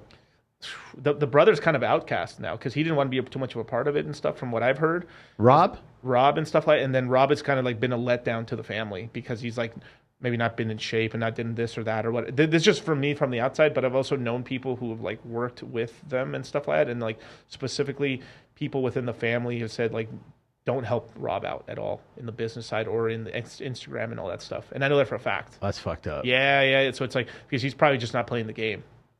Wow. Yeah, man. So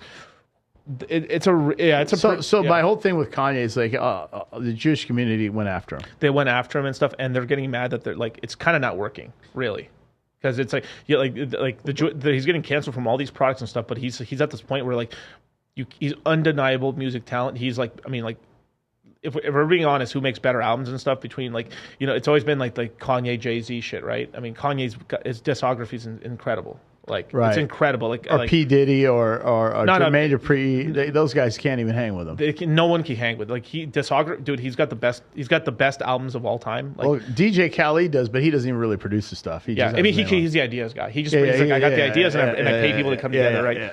But Kanye, as like an artist and stuff, he makes all the beats now. In terms of, he does have artists help him with lyrics and stuff now. So, it's become that sort of thing. So the whole thing is, like, when he had his Yeezys through Adidas, right? I talked about this earlier. Yeah, we were talking about the Adidas thing. So Dessler, the guy that founded, the two brothers that founded the Adidas Corporation in 1924, they started the shoe company out of their mom's, washroom, if you will. And then during the Nazi era, he's part of the Nazi youth Hitler movement, youth programs, 1933. Right? Yeah, 1933. So you got this guy as part of the Nazi regime, if you will, and his brother leaves. They have a dispute. He starts Puma. So Adidas itself was started during the Nazi era. And they were full-blown Nazis. Full-blown Nazis, Nazi youth, everything. Yeah. So why didn't the Jewish community go after Adidas? Woo! Because they have their hands in the cookie jar. Yep. They're making money. What did they do? Like, why did the people who were Nazi started companies? Well, yeah, he was part of it. I mean, they were I mean, they grew up in that regime, right? Yeah. They Nazi youth. He was assigned, and I can't remember the specifics. You can go on Wikipedia and read it before Wikipedia changes it now, to fit their narrative. But he was assigned to be the shoe dresser, if you will, or the shoe guy for the Nazi youth. Yeah. You see where I'm going with this? Mm-hmm. And now everybody's like, "Oh shit, we got money in Adidas." How much Adidas Corporation is owned by Jewish community? I don't know. And then Puma, the brother left. They had a dispute, and he left. I don't know if it was the older or younger brother, but he left, and he started Puma. Yeah, he started Puma. So their whole both companies come from the Nazi era, where they were trained mentally and to believe that. Yeah. And so now we're supporting. You're wearing Adidas, and probably had Jewish slaves working in their factories. Boom, and that's facts. There you go. That's and facts. So now the same Jewish community that banished Kanye, right, and canceled him. They got probably millions and billions of dollars in Adidas Corporation stock. Yep, that's hypocritical. Definitely. Don't cancel this podcast. Yeah. Uncancel. It's on the blockchain, you guys. And that's the mess up thing is like, and then here's the other thing too, is that by kicking Kanye out. So when they kicked Kanye out, the Adidas take actually plummeted because the Yeezy brand is 40% of the entire revenue of Adidas. I believe it. And like so basically Adidas just sank their stock to the shitter, basically. Right, but here's the thing: are the Yeezys worth more now? Because you can't get them. Yes, so because you can't get them anymore, they've shot up in price. And so now Adidas is trying to do Yeezy knockoffs and put them on their brand. But now watch when I hear this. Here's the crazy part.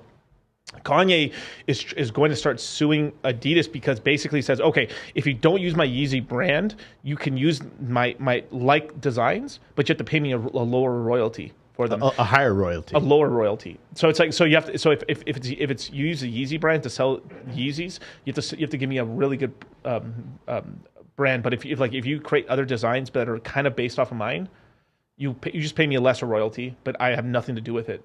No, you have no mind share, no it's input. Just check in the mail. Just check in the mail, and they're trying to stiff him on that. So Kanye is going to end up suing Adidas because they're trying to stiff him out of a bunch of money because Adidas makes all their fucking money basically right. No one buys Adidas other than fucking for like Yeezys and a couple. Yeah, other things. Maybe some shell top old school or whatever. Right. I mean, there's that whole line is if they had to pay LeBron $1 billion just so he wouldn't leave. Even there's this whole bunch of songs in the Life of Pablo where he was talking about like Adidas and Nike were paying a ton of money to these big brands for them not to leave. Please, LeBron, don't leave. Please, this person don't leave. Please don't let, because if they left, their sales would fucking plummet. Yeah, I'm not a Nike fan. I'm an anti-Nike fan. That's a whole different conversation. Yeah, it's it's pretty crazy. Yeah, Hugo Boss. I mean, Hugo Boss was less like the Hugo Boss brand was actually like people think that the Hugo Boss brand actually created all the Nazi uniforms and stuff like that. That wasn't true. Like they manufactured them, but the real creation was some other guy basically, and then the Hugo Boss guy didn't want to do it or something like that. But but the Dessler Corporation, the guys that created the Adidas. Yeah. They actually made anti-tank weapons during the war. Correct. Yeah. So, actual weapons. Yeah. So here you go. See what I'm saying, bros? It's all about money and bullshit and power and control. Yeah, power and control. And but it's to propagate this, and just to go back to Bad Bunny and all this other stuff. They're using Bad Bunny now. I do like Bad Bunny's music and stuff. If I met the guy, I'd probably like him and shit. I probably like, but like his music's good. But you have to look at it from the macro, from the big view. If what it's doing is that they're trying to weaken the family structure within the Latino community to then be able to break it apart and control it, because what's happening over the next 20 years, the Latino, I'm not going to say Mexican because it's a bunch of other races, but like a bunch of cultures, right? The Latino culture will be somewhere between 35 to 42% of the entire U.S. population by 2025. Wow. That's. I mean, but by 2050, I'm sorry. By 2050, we'll be half. What is it now? It is 20%? 23%. 23% of the entire population of the United States. So we're basically going to be half of the entire U.S. population in the next 25 years. That's crazy because it's funny. I know we keep talking, but when I was a kid growing up, there was a lot of kids with blonde hair. Yeah, really. A lot of kids with blonde hair. Now you don't see it. Yeah, because black hair is dominant, right? Yeah. So and the other thing, it was interesting. I just read the study. The wealthiest culture or nationality in America is not the white people. Yeah, it's Asian. It's actually Indian. It's Indian, really? Not Native American. Indians, then Asians, then white. And here's the thing: Hispanics are passing the blacks. Yeah. Unfortunately. Yeah. But we gotta have another podcast because man. Yeah, we'll get into this stuff, man. Like I'm definitely gonna have you back on and stuff. This is good stuff, man. We could be here for fucking 6 hours. I'll do a whole stream on race if we had to. Oh yeah, definitely, absolutely. Yeah, but no one wants to talk about this stuff because it's pretty. But it all has to do all this stuff has to do with money and and at the end of the day, it's like I'm gonna go fuck with let's just all make money. Let's all be good. That's it. Yeah, my last point during 9/11. Yeah, race wasn't an issue. We were all on the same page. Yep. We were all against the terrorists. Yeah. I don't want to say countries because it's not, or a religious belief because not all Muslims are bad, but it was the extremists. Yeah, the radicals. The radicals. Yeah. And so, but at that point in time is the only time in history that I've been alive where blacks, whites, Hispanics, everybody was on the same page. We're all like, support America. Let's all have the same winning mindset attitude and push out the terrorists. And then as time went on, they had to create something else to cause us to infight. Let's create a race identity, race wars, critical race theory, all that bullshit. So anyways. Hey, with that, man, where can people follow you, man? What? Where can people follow you? Go to my Instagram. It is Black and White, best of both. I did that because everybody keeps calling me Spanish. No pun intended, Spanish. I don't speak Spanish. Black and White, and that's with the letter N like Nancy. So Black, the letter N like Nancy, White, best of both. Black and White, best of both. You go to my Instagram, and on my Instagram, you can go to the link to my YouTube. I started a new YouTube. The other one got shadow banned, and I had to start a new TikTok. But on my Instagram, you'll see all my reels and shorts and the link to my YouTube. All the links to my guests and stuff are in the description box below and stuff. So I've got his Instagram and everything else. And Twitter. Well. Yeah, I just started a Twitter because I can't get banned now because Elon runs it. Yeah, Elon runs it, baby. Yeah. Yeah. And of course, you guys, Crypto Mindset Quarter 4 comes out November 18th, next Friday. And it will only be on sale from that Friday to the next Tuesday, the 22nd. And we close it at midnight Pacific Standard Time, man. So with that, you guys, man, I'll see you guys next Tuesday for my next stream and stuff. And peace, you guys. Boom.